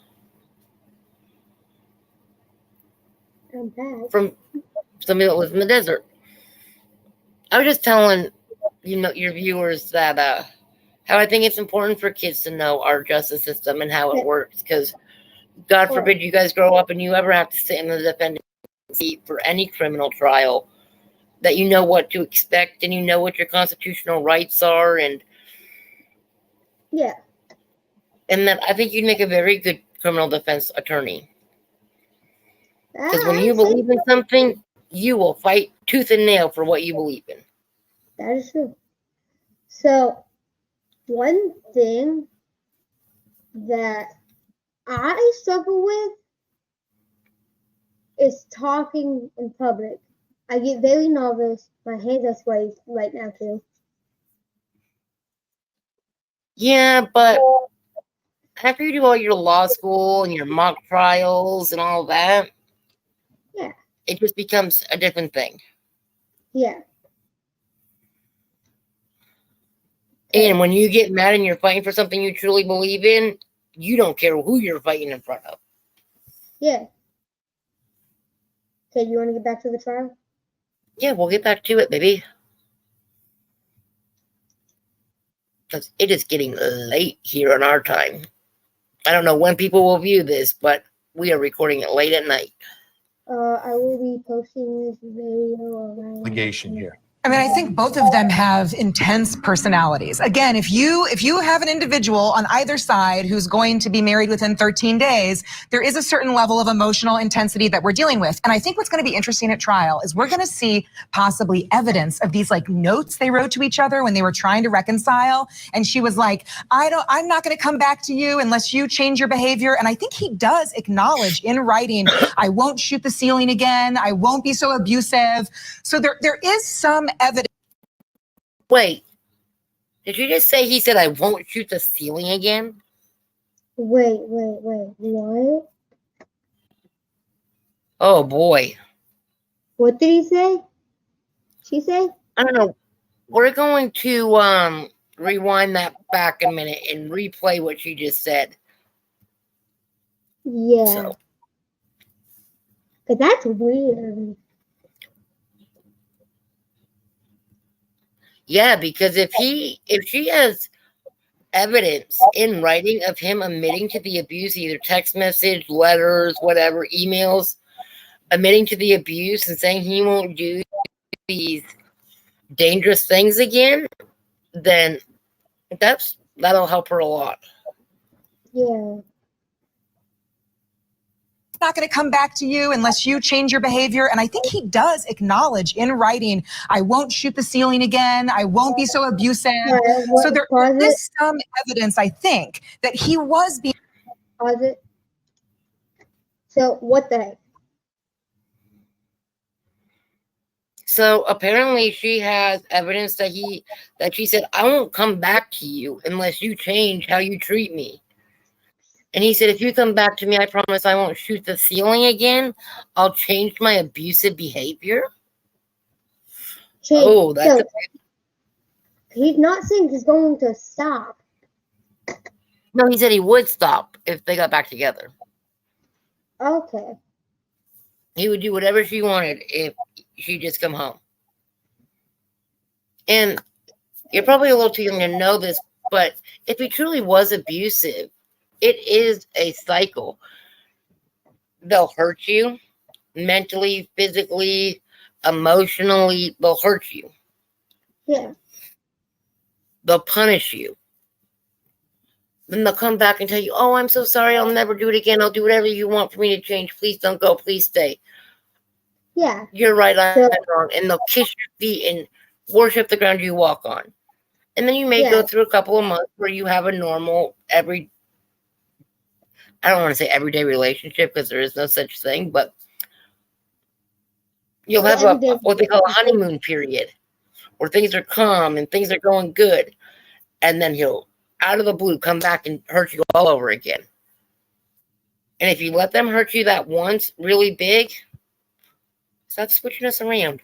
If you let them hurt you once really big like that and allow that cycle just to happen once, it will happen again. Yeah. History will repeat itself. Yeah. So when you see the red flags, pay attention to your red flags. Yeah. And it goes for men too. Men can be hurt and mentally, physically, emotionally, and other ways hurt by women just as easily as women can by men. Yeah. This stigma out there that men are so tough and they can't be abused is bullcrap. Driving at 3 o'clock at night. Well, it is 2 o'clock in the morning, so maybe they're coming home. Well, Hey, let's see what else I got to say. Being aggressive, that he was being too intense, that she called him out on it, and that he acknowledged and apologized. So I think it's plausible. Anything's plausible with a case with facts like these. You don't need to be inside of the gated community to stalk. I'm not saying he did. I'm not saying he didn't. He could have been hanging out and waiting until she, with her mom. And that is a good point. He didn't have to be in the gated community to stalk her. He could have waited till they pulled out of that community and follow him around the grocery store and follow him around town, or wait till she went out by herself so he could get her alone. Yeah. That's what's twisted. Their child drove out. What, baby? That's what's twisted about this trial. The trial is messed up. The trial's messed up. What do you say? Not the trial, but like what's happening in the trial and all of this. Oh, the case details, the relationship was messed up. Is that what you're trying to say? Yeah, it's twisted and all that. They had a relationship like oil and gasoline is what it sounds like to me. Yeah. Two things that just ignite. And it blew up. And it blew up to somebody being unfortunately unalived. And could have followed her everywhere. So, yes, it's easier to stalk if you can get to the residence. But if you can't, that doesn't exclude him from being a stalker. So, Josh, I want you to put these two things together, though. The allegations of stalking, but the reconciliation. That's the whole issue. And anybody that's worked on TPOs, anybody that's worked in these high intensity. What's a TPO? That protective order. Any of these very high intensity, really emotional. People change their minds constantly. What is the story right now is different in 15 minutes. And I've seen people come into my office. I'm going to go take out an order. And then a day later, I can't believe Okay, that's what they say. that. But I want to get to the truth. Doing a pre-recording thing. And see, that is, here, I want to go back and I want to re-listen to that little piece again, okay? Because that's why a lot of people don't take these DV victims seriously. Because of the people that use the system to hurt their loved ones. And that is its own form of abuse. 15 minutes. And I've seen people come into my office. I'm going to go take out an order. And then a day later, I can't believe Okay, that's I what they did say. that. But I want to get to the truth and what you think. Is it possible that he could be stalking her one moment and in another moment they're actually reconciling? Yes. Or is the behavior just being described differently? It's both. It's all. It's the combination. Not because it's how people are. Because it's the cycle of abuse. It's messed up. And It sounds like they were both in the wrong. Yeah, they're both in the wrong right now. So she is not what you would call a sympathetic victim. She's not a victim. She is a victim. She's a victim. If he was, they're both victims. Yes. If he was hurting her and putting his hands on her and shooting guns into their ceiling, she is a victim, honey. He abused her. I know. Okay. It is messed up. This isn't even the most messed up case I've watched this year. Interpreting what's being given to them. She can be duplicitous to him, to the lawyers, to her family. She can tell all the stories she wants, and then those stories can change. So can he. How about this now? The other thing that we got thrown into the mix here, that he's wondering. She wants to reconcile, but she has a fiance. Like, and so is it stalking or is it investigation? Why are they mutually exclusive? They're not. He may have been investigating her to see why she has another fiance, oftentimes called a final say. So we don't know. Was he stalking her? Was he actually anticipating that the two of them would get back together and the fairy tale would remain intact or come back together? Who knows? We'll never know. We're going to find out at trial. I need my prop boombox so I can stand out of the window, because that's stalking. Stalking's this giant, broad set of behaviors. Anything can be considered stalking when you contextualize it properly, and it's all up to that victim or claimant. All right, to how say, about putting it all together now? The allegations of the stalking, the setup, the second fiance, inviting him in to help move, going to the U-Haul together to rent the U-Haul. How does that all play with the fact that she was then planning this escape? Like, to me, I can't connect all of this. Okay, so I'm actually going to disagree with Vinny here. Because victims that live in these volatile situations just want to keep the calm and keep the peace and act like everything's normal until their escape. Yeah.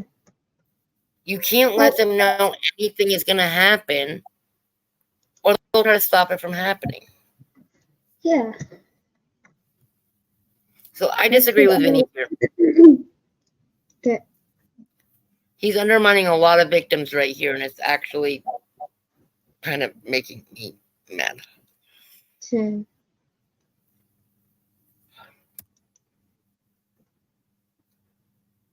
You turn on Captain. I think it's just so tumultuous, right? And I think at trial, what you have to do is paint a picture of absolute chaos in the relationship at all times, highs and lows. Because remember, with second-degree murder in Florida law, it's not about premeditation. It's that second. So you can forget about how one day they were. Yeah, with second-degree murder, there doesn't have to be intent. You can just snap and go from loving somebody to shooting them. And intent means you didn't plan it out. You didn't think about it. What? When they say you doesn't have intent, that means when you're doing first-degree murder, it means somebody sat down and thought about. They pre-planned how they were going to unalive somebody. Second degree, they don't have that. It happens in the blink of an eye. Yeah. Crime of passion is also what they call it. Were on, one day they were off, one day she was in love, the other day she has a different fiance. I don't know. The point is, seconds before those shots were fired, was she in reasonable fear of her own death? And the volatility can change in a heartbeat. All right, stay where you are. When we come back, did Ashley Benefield have a motive to murder? We'll talk about that next. We gotta cut through this. What's up, baby? We have to cut through this. So while this actually, no, you can keep doing it while that keeps happening. I can do this. The state has presented a vast that's our case, Bill. All right. So what do you think they're going to say her motive was? You know what motive means? No. Okay, so when they say motive in a case like this, it means she had a reason that would make her want to unalive somebody. Like, say I saw a guy with $1 million and I was on the side of the road poor and hungry. If I pew-pewed him for $1 million, my motive was money. Yeah. Okay, so let's hit that. The state has presented a vast motive to get this man out of her life so she can have this child to herself. She's manipulative. She is. Hey, didn't we say that her motive was to have that baby for herself? Yeah, we did. Like an hour ago. Yeah. Are you sharing our screen? Yeah. Well, it's No, just not you and me me. on my end. Yeah, because look, I can change it. Oh, okay. I didn't know. I have to switch over. I have to switch my screens to hit play and pause. I know. Telling him one thing, telling everyone else something else, and this defendant knew. Which a lot of victims of DV do. They'll tell their abuser one thing to keep them calm, to think things are going good, while they're secretly planning their escape up a back door. That's actually very common. knew that she, 3 days after the shooting, had to be in front of the same judge that was not favorable to her. And this report was going to come out, and it was going to blow her story out of the water, and it was going to say that she was not planning to reconcile with Doug. And quite frankly, the fear of what the judge would do at that point was enough. So that's kind of what I was saying, that they had this hearing, like a with, let's say, what is in terms you would understand.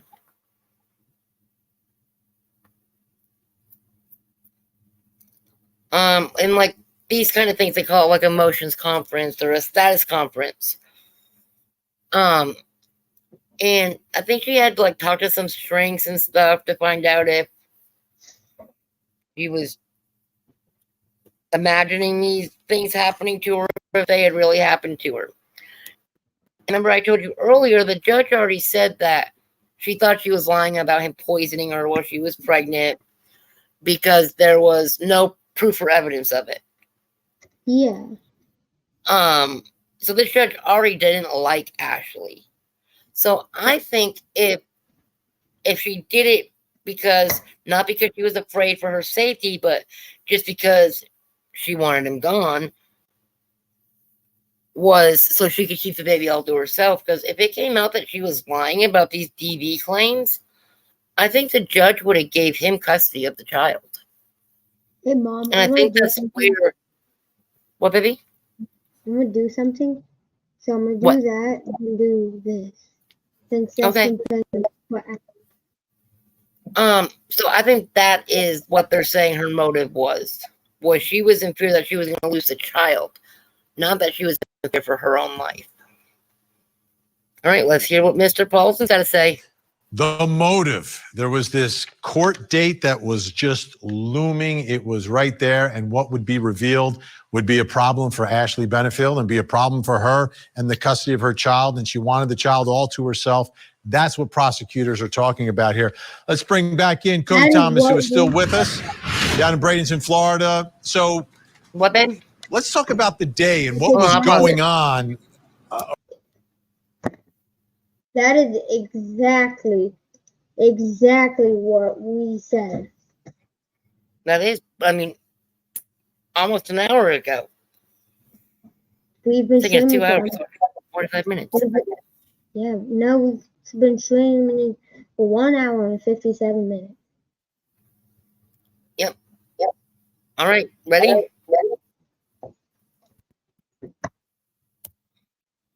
Around the day of the shooting, because I think that the timeline of events is very significant here. Well, Vinny, this is where it gets interesting, so follow me here. After speaking with Tommy today, he says that around that time the shooting occurred, both Doug and Ashley were petitioning to have their divorce case thrown out. And of course, we know that the judge didn't do it right away. She wanted to wait on the results of the psych evaluation that came out 3 days after Doug was shot and killed. But it was also around that time when Ashley caught wind. Now, I would like to see the results of those psych evals, because I think he had to have one and she had to have one. Who? Ashley and Doug. Yeah. So I wonder if those psych evaluations will come in as evidence in the murder trial. I would say so. Win that she might be taking a major loss in that bitter child custody battle. Take a listen to this. They were going to petition the family court judge to dismiss the divorce case.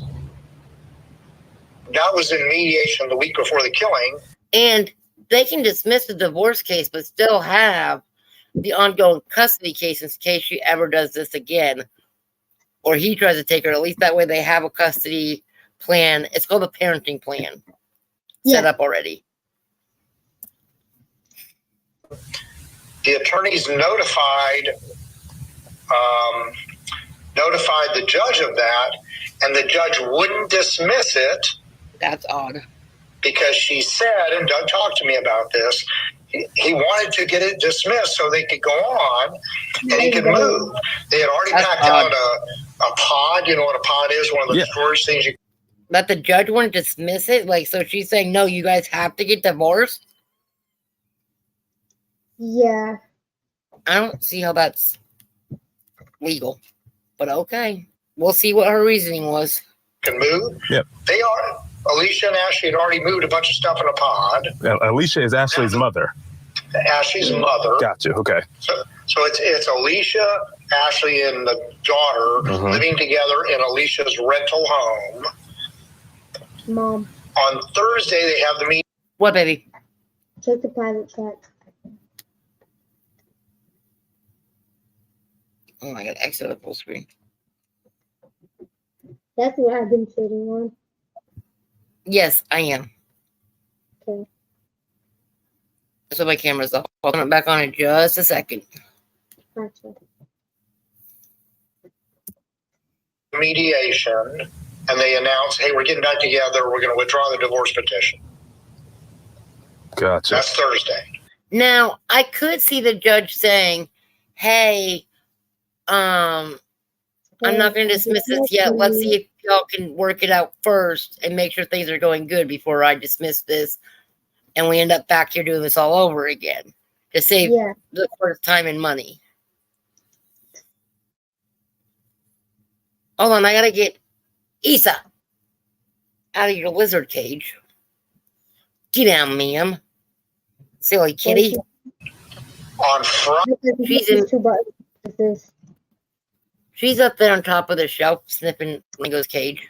On Friday, the judge calls both attorneys and says, I appreciate the fact that they want to withdraw, but she tells the attorneys, I will not let Doug withdraw the divorce petition until he reads, and so the Judge Moreland said, I will read the state psychologist report, Dr. Broder's report, in court next Wednesday, and if he's still... Okay, so I get where the judge is coming from on this a little bit. The judge was like, he needs to know the whole truth before he withdraws his petition for divorce. Yeah. Because I do feel like she was manipulating the situation a little bit. I get that. Still thinks he should Sounds like she was a drama queen. And so I'll dismiss the case. That's on Friday. 2 days before he was unalived. 2 days. The judge said that in open court. 2 days. So on Friday, both attorneys, and this is critical to the timing of the killing. On Friday, both attorneys are notified that the judge is questioning primary custody with Ashley. So, Vinny? See? Like I said, she was afraid the judge was going to get her psyche vow and find out maybe she wasn't the most mentally stable mom in the world. Yeah. Maybe she didn't have some mental health problems that she needed to work out and some delusions she needed to work out. Maybe. Maybe. Just maybe. We don't know. We'll find out. We will find out. Hopefully it comes out in trial and the jury will have to decide. I mean, we're almost done. No more camera fell. Motive for murder? That's up to the court to decide, but I'm sure No, we will that's have the our jury answer to very decide. shortly once this trial begins on Monday. Wow. Extremely layered, complicated, but that sort of makes sense when you play it out that way. Cody Thomas are on the case tonight down in Bradenton. We will speak with you tomorrow on another story. Thanks so much, Cody. Let's bring back in our think tank, Daryl Cohen, Molly Palmer, Josh Schiffer. What about the judge was questioning primary custody? There's something in that evaluation that was going to be read during the week, and that day never comes. Well, that day never came because Ashley made sure it didn't arrive. But so what the judge is not saying, I'm not going to allow you to dismiss it. The judge is saying, hang on a minute, read this report. Then you make your decision. So there's something in that report that's not going to be beneficial. The allegation of what may be in that report is that she is telling the evaluator that she doesn't want to get back with Doug. That she wants to go somewhere else and just leave. Do we know who had full access to this report? Because really, lots of these reports and things that are traded or not traded, someone can have information, make decisions without that other person being aware or involved. It would obviously change the tack. But Ashley's going to know what she told the evaluator. Yeah, but you don't know how that's going to get interpreted by the evaluator. People try to cook evaluations somewhat regularly. The evaluations are built to highlight when people are trying to malinger or manipulate the psychological evaluation. There's a big red flag right there. So depending on who knew what when, that's the real question, because it would obviously affect her primary custody argument. You start talking about taking away primary custody, that's when people... That's when we get to motive. Yeah. That's Friday. Right. The shooting is on Sunday. Yeah, I don't think that, she has a court date she doesn't want to go to. She doesn't want this part of the report read. Oh, the divorce won't be dismissed. What, baby? Pause it real quick. I have to wake up the cats. What are you doing, crazy kitty?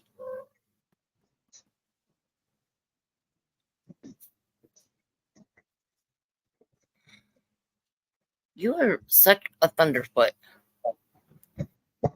I'm sorry.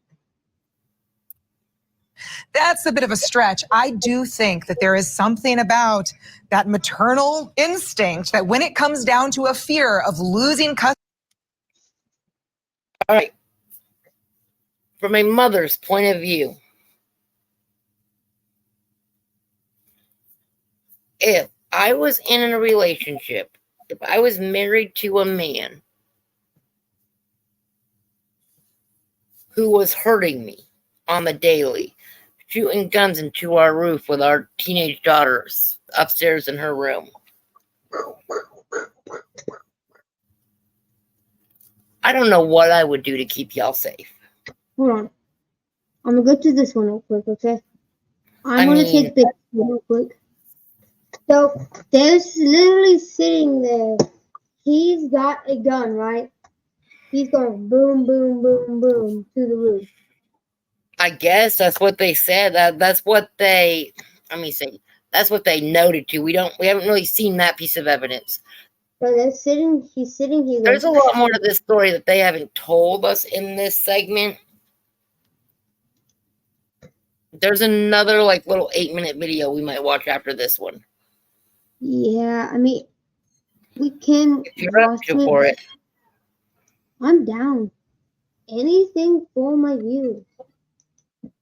Anything for your viewers? You think your viewers are going to like this content? Yeah.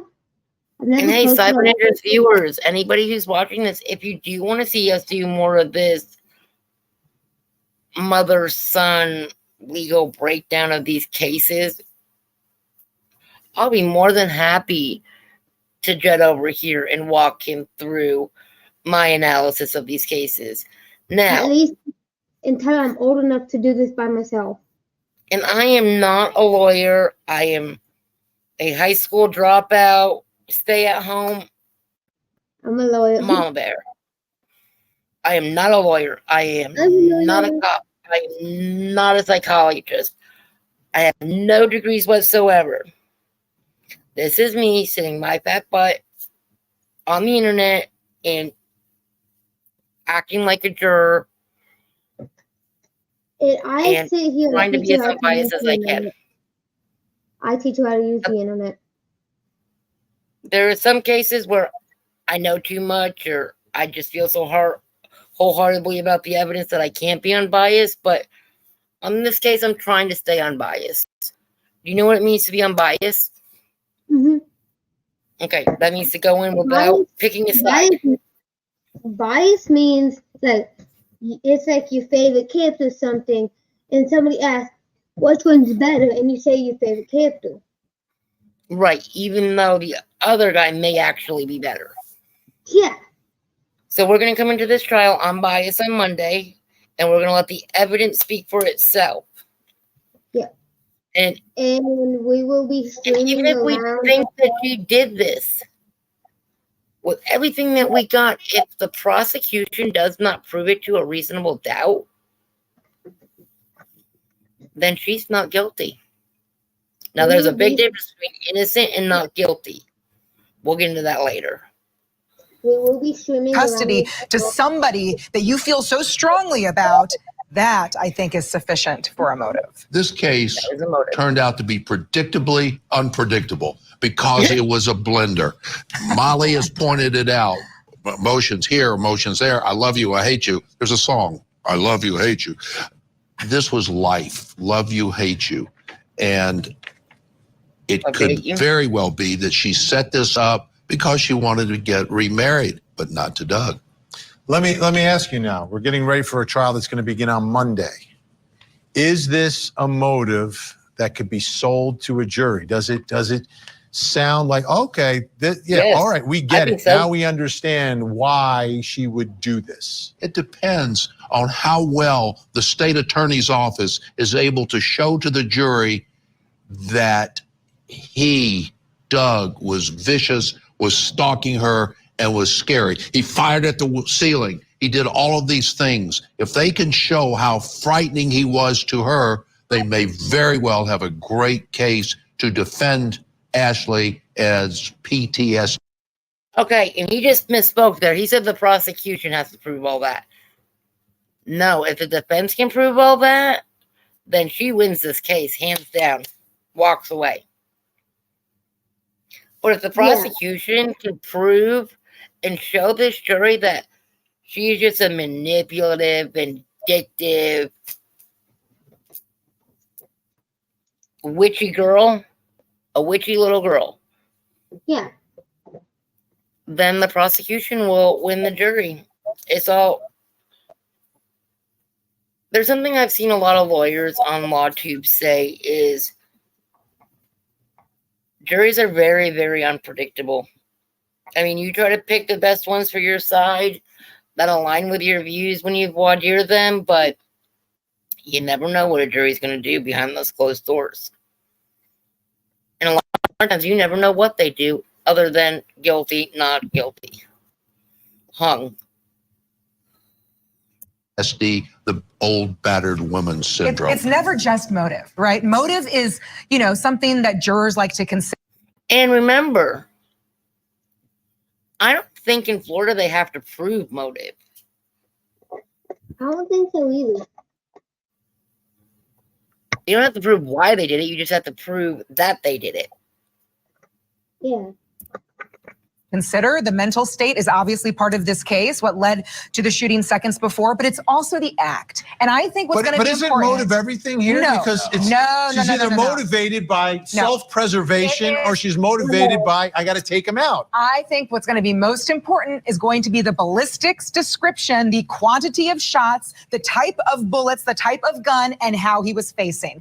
That is what's going to either be a win or a loss for Ashley Benefield. There's no way to pin down the emotions for any of these people beyond a reasonable doubt. Because mind you, if he was walking away, that is not stand your ground. Yeah, you have to be in fear at that moment, not when he turns around and looks at you. In that moment, you have to be in fear for your life. Not 1 second in the future, not 1 second in the past. At that moment, when your finger pulls that trigger, is when you have to be in fear for your life.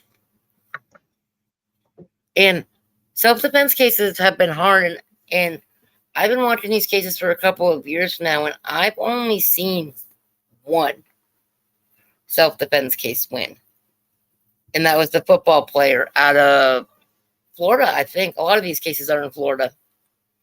Where'd you go, noodle butt? I put you on mute because you were talking. at any one time. Because like you're saying, there's justification for all kinds of volatility. Who knew what, when, where, kids involved, custody. The physical evidence don't lie. Yeah, and but it does. But we've seen the interpretations of science don't lie. Real science don't lie. crime scenes. We've seen both good state and good defense witnesses come up and pick that physical evidence apart. But I tend to agree with Molly. That's something a jury can get confidence in. The state needs to concentrate on that if they want to carry their burden. If they can show that he was a bad guy or she is a bad person, then they've got a conviction if she is a bad person. If they show he's a bad guy and she was just doing this because she was so scared. Well, how does the jury figure out who's good and who's bad here? Well, Like, that's the question. Yeah. Is she going to testify, right? That's the final piece that has me, I'm fascinated by this case for so many reasons, and one of which is. And I feel like she's going to have to testify, honestly. She's going to have to tell her side of the story in her own words. Yeah. And maybe that's why she hasn't spoken to anybody, because she's saving it for the most important people, the jury. Yeah. Because she's facing life in prison without parole.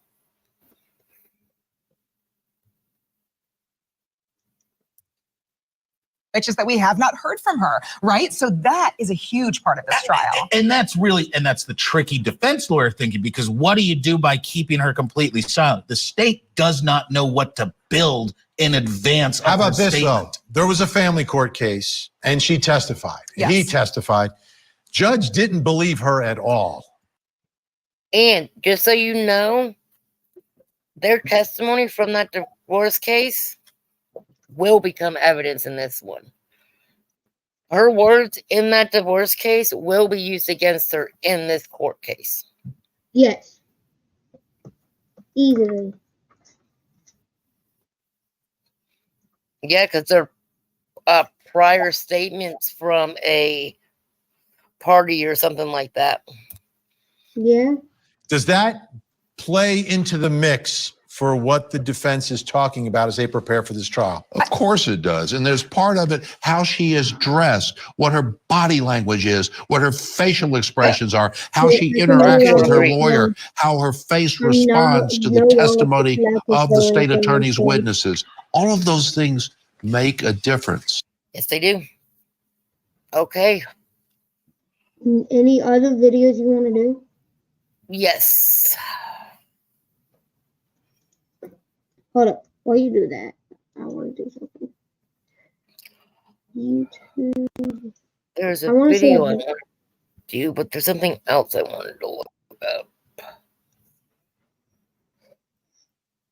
Hold on. I can't be filming this. All right. Okay. Go. Thank you. Okay. What are you doing? Show me something. Okay. You do that, and I will look up what I want to look up. You find it. You find what you want. So it was.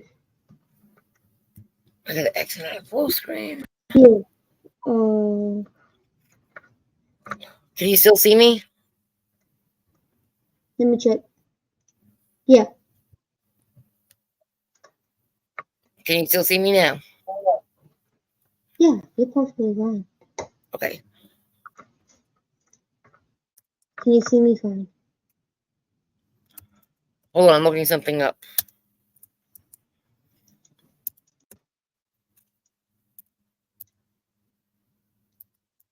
Making this a little bit bigger.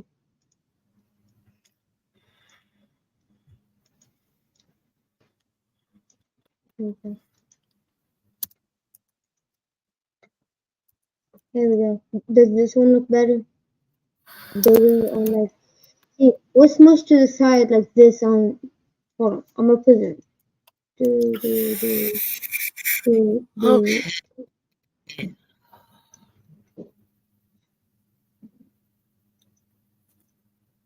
Do you like being smaller heads or bigger?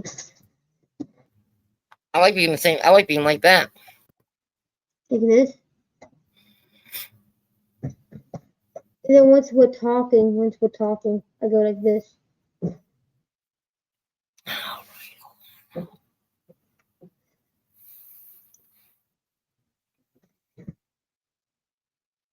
StreamYard.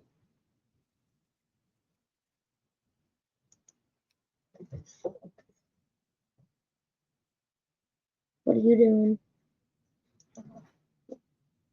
It's just me now. But your studio. No, this is not it. Hold on. So, I have a question. What? What? Like, who won the trial? Who do you think's gonna win the trial? I don't know yet. I don't know all the evidence. I feel like you can't say yet.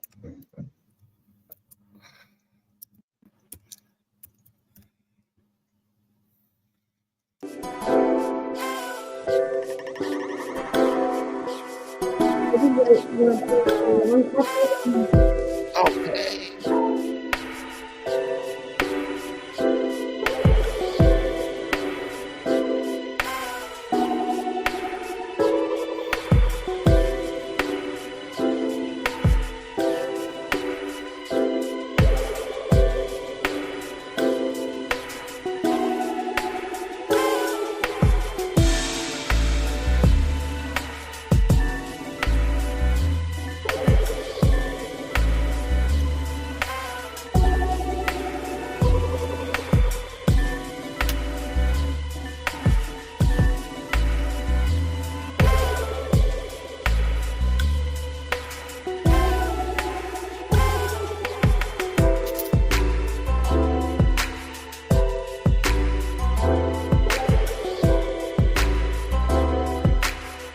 What will you do that?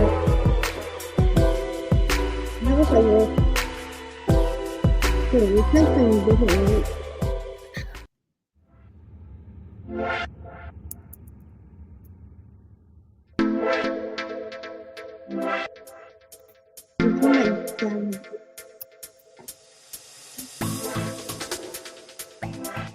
See, that's what I'm doing? As we wait. Hold on, I'm trying to find her arrest affidavit.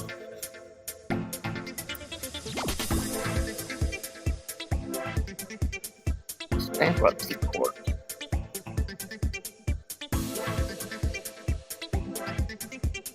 Am I spelling her name right?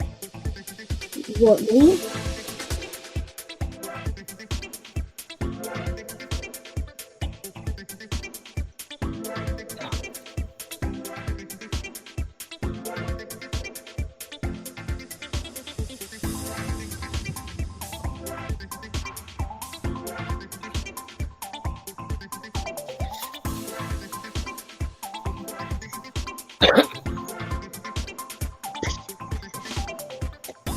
Okay, let's see.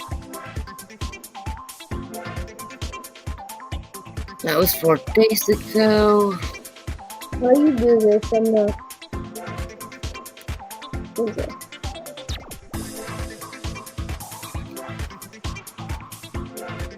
No, you do this. But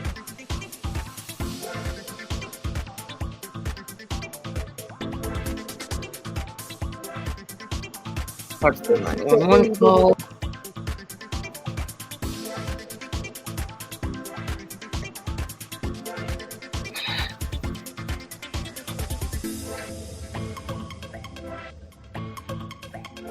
That was the year ago.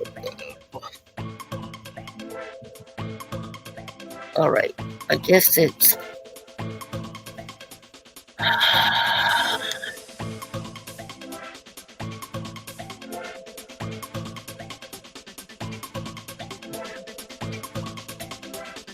I mean, I always do want to look.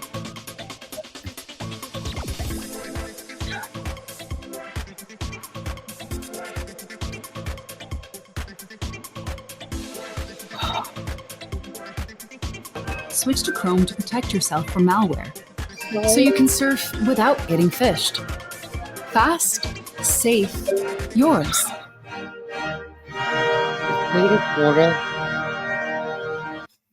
What?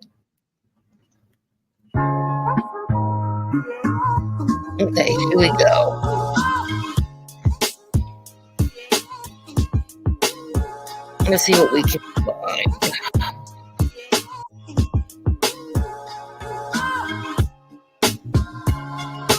Can you hear the music? Yes, I can hear, but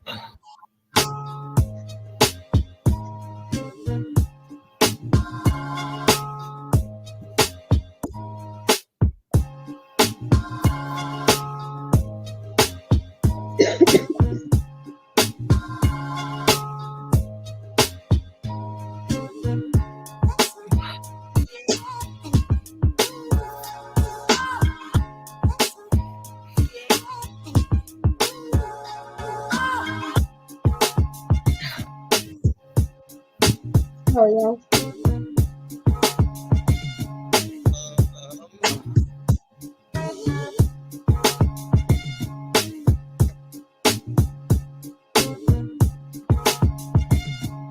okay, we'll do it this way.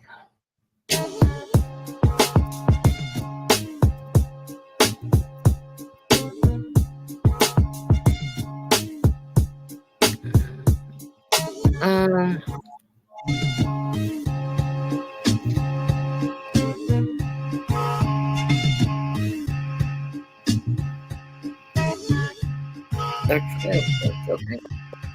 We can find that one. He's too mute. I'm still here. I'm just trying to figure out which. I don't know where this would be. I think it like St. Petersburg is where I'm guessing it would be.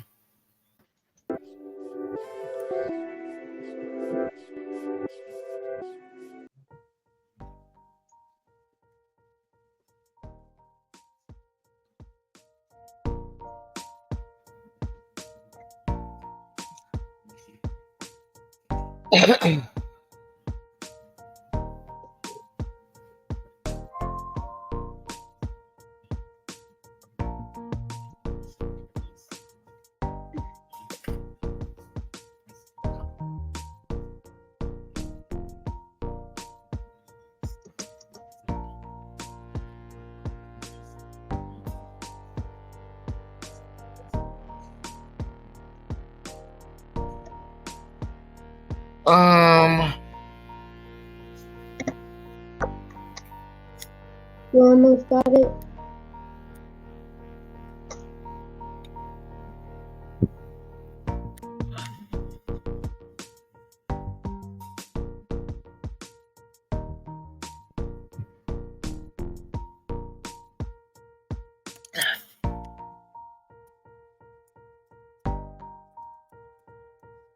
I need to know how to spell our last name.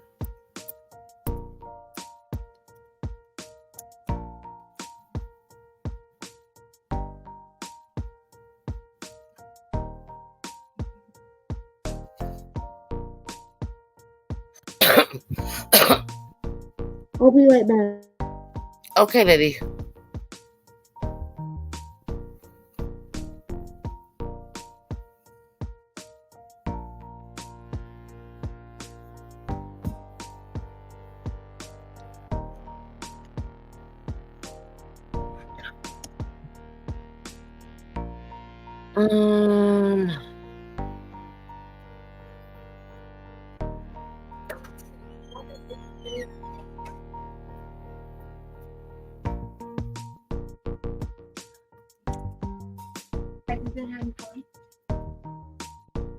Yeah.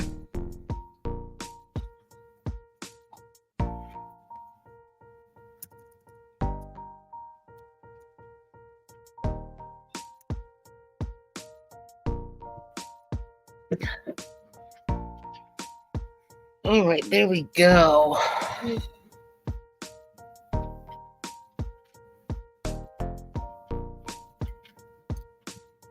don't know.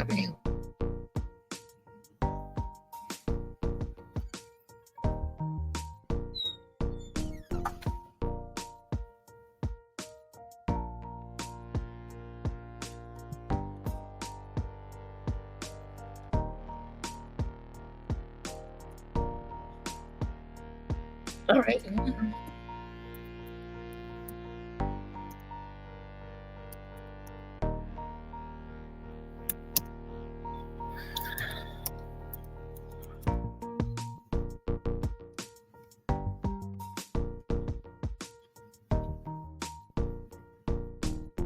Alrighty, I think I found what I was looking for.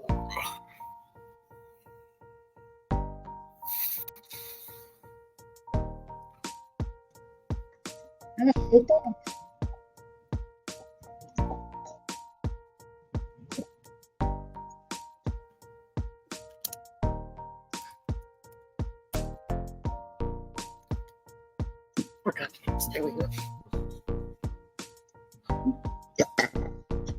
Excuse me. You're excused. Jury selection.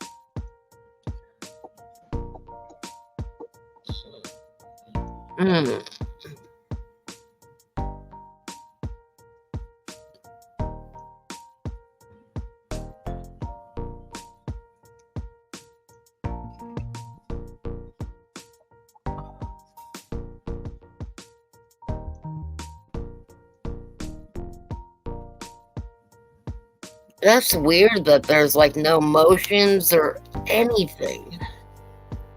No.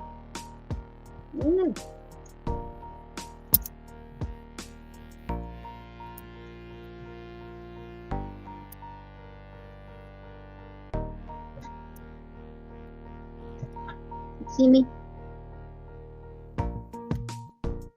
Yeah, I'm good. Yes, I can see you.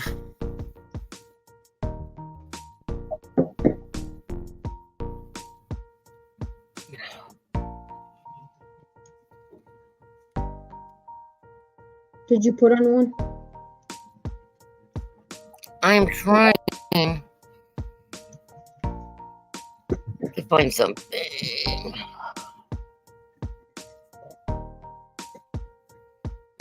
And I think it's weird that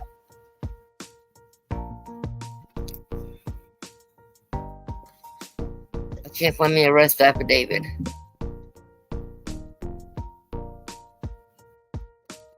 But that's all public knowledge.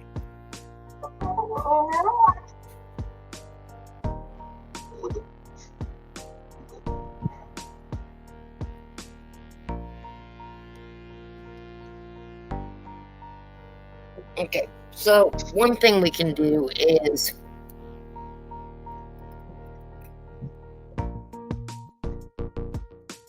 I mean, I'm gonna share my it would screen. be bonus if you want.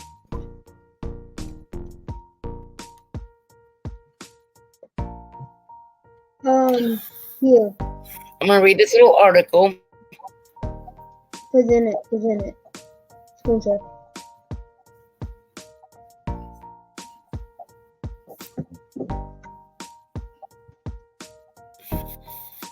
I don't want to leave.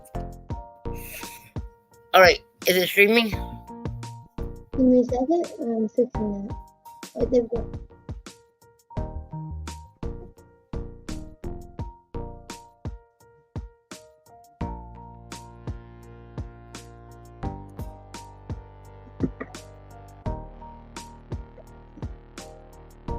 Hold on.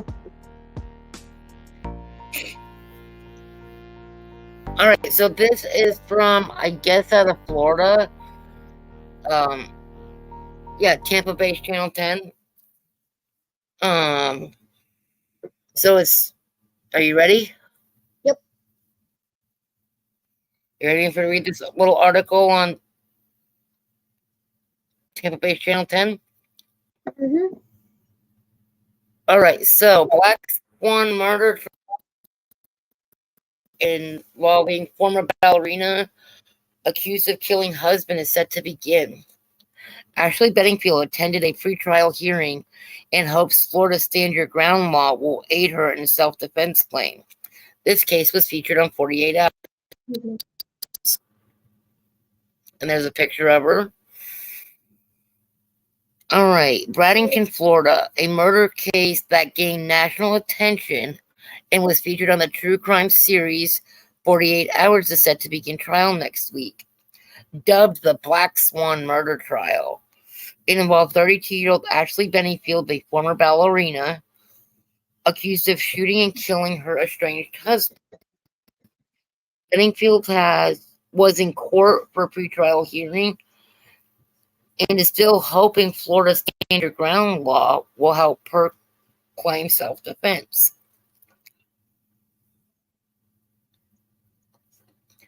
She was charged with second-degree murder in the September 2020 death of her husband, Douglas Benefeld.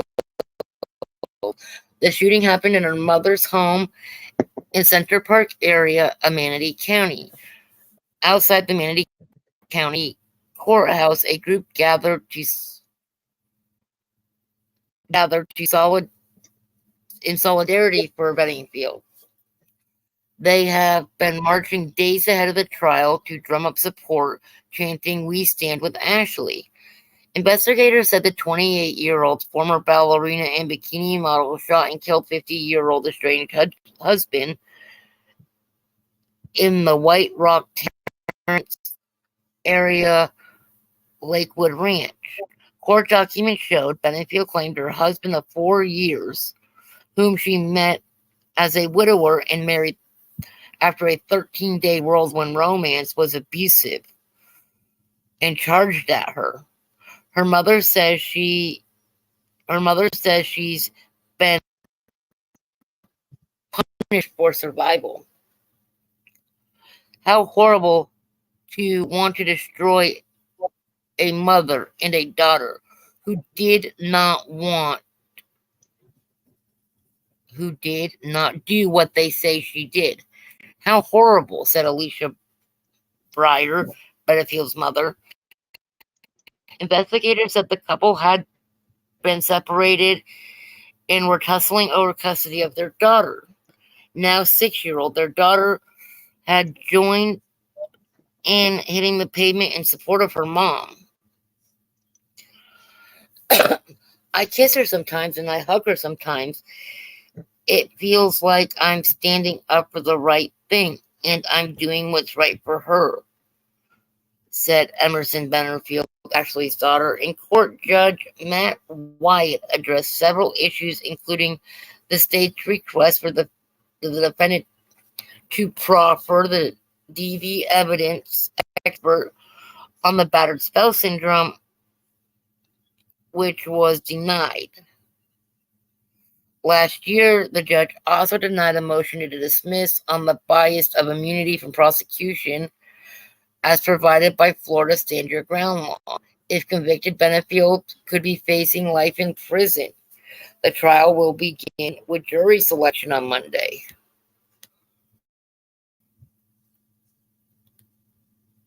So the trial won't begin Monday. The jury selection will start Monday.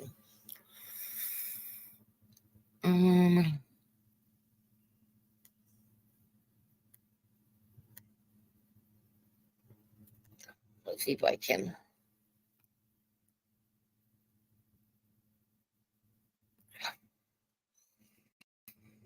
I kind of want to hear those 911 calls.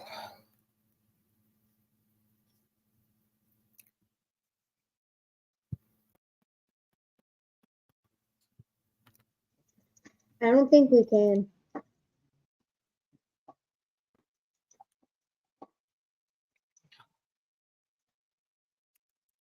ASHLEYBENE.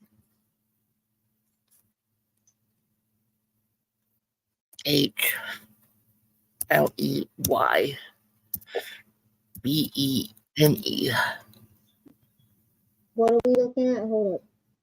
What are we trying to find?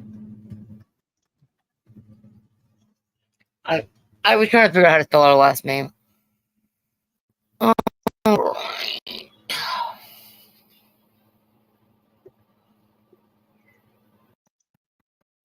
For TV.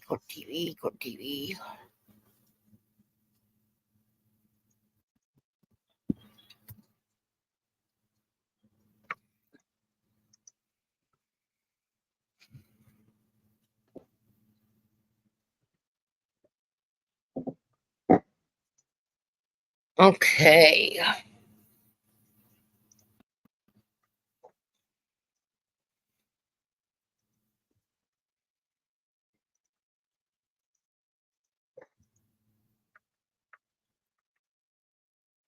Okay, so baby, I have We Stand with Ashley movement.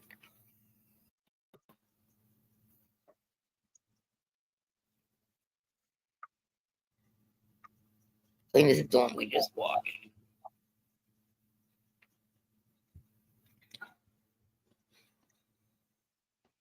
This is the pretrial hearing.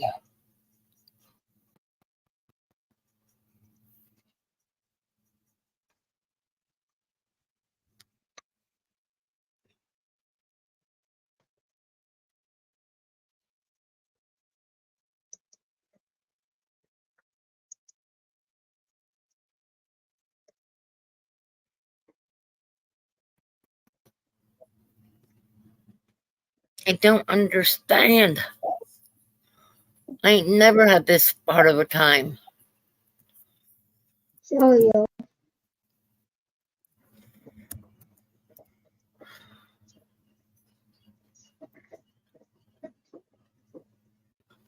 Hold up. Y'all, we will be right back. I'm just pausing. Hello, everybody. We are ending the night off. Goodbye. I'll pull up some more info and we'll do some more into this tomorrow. Tomorrow.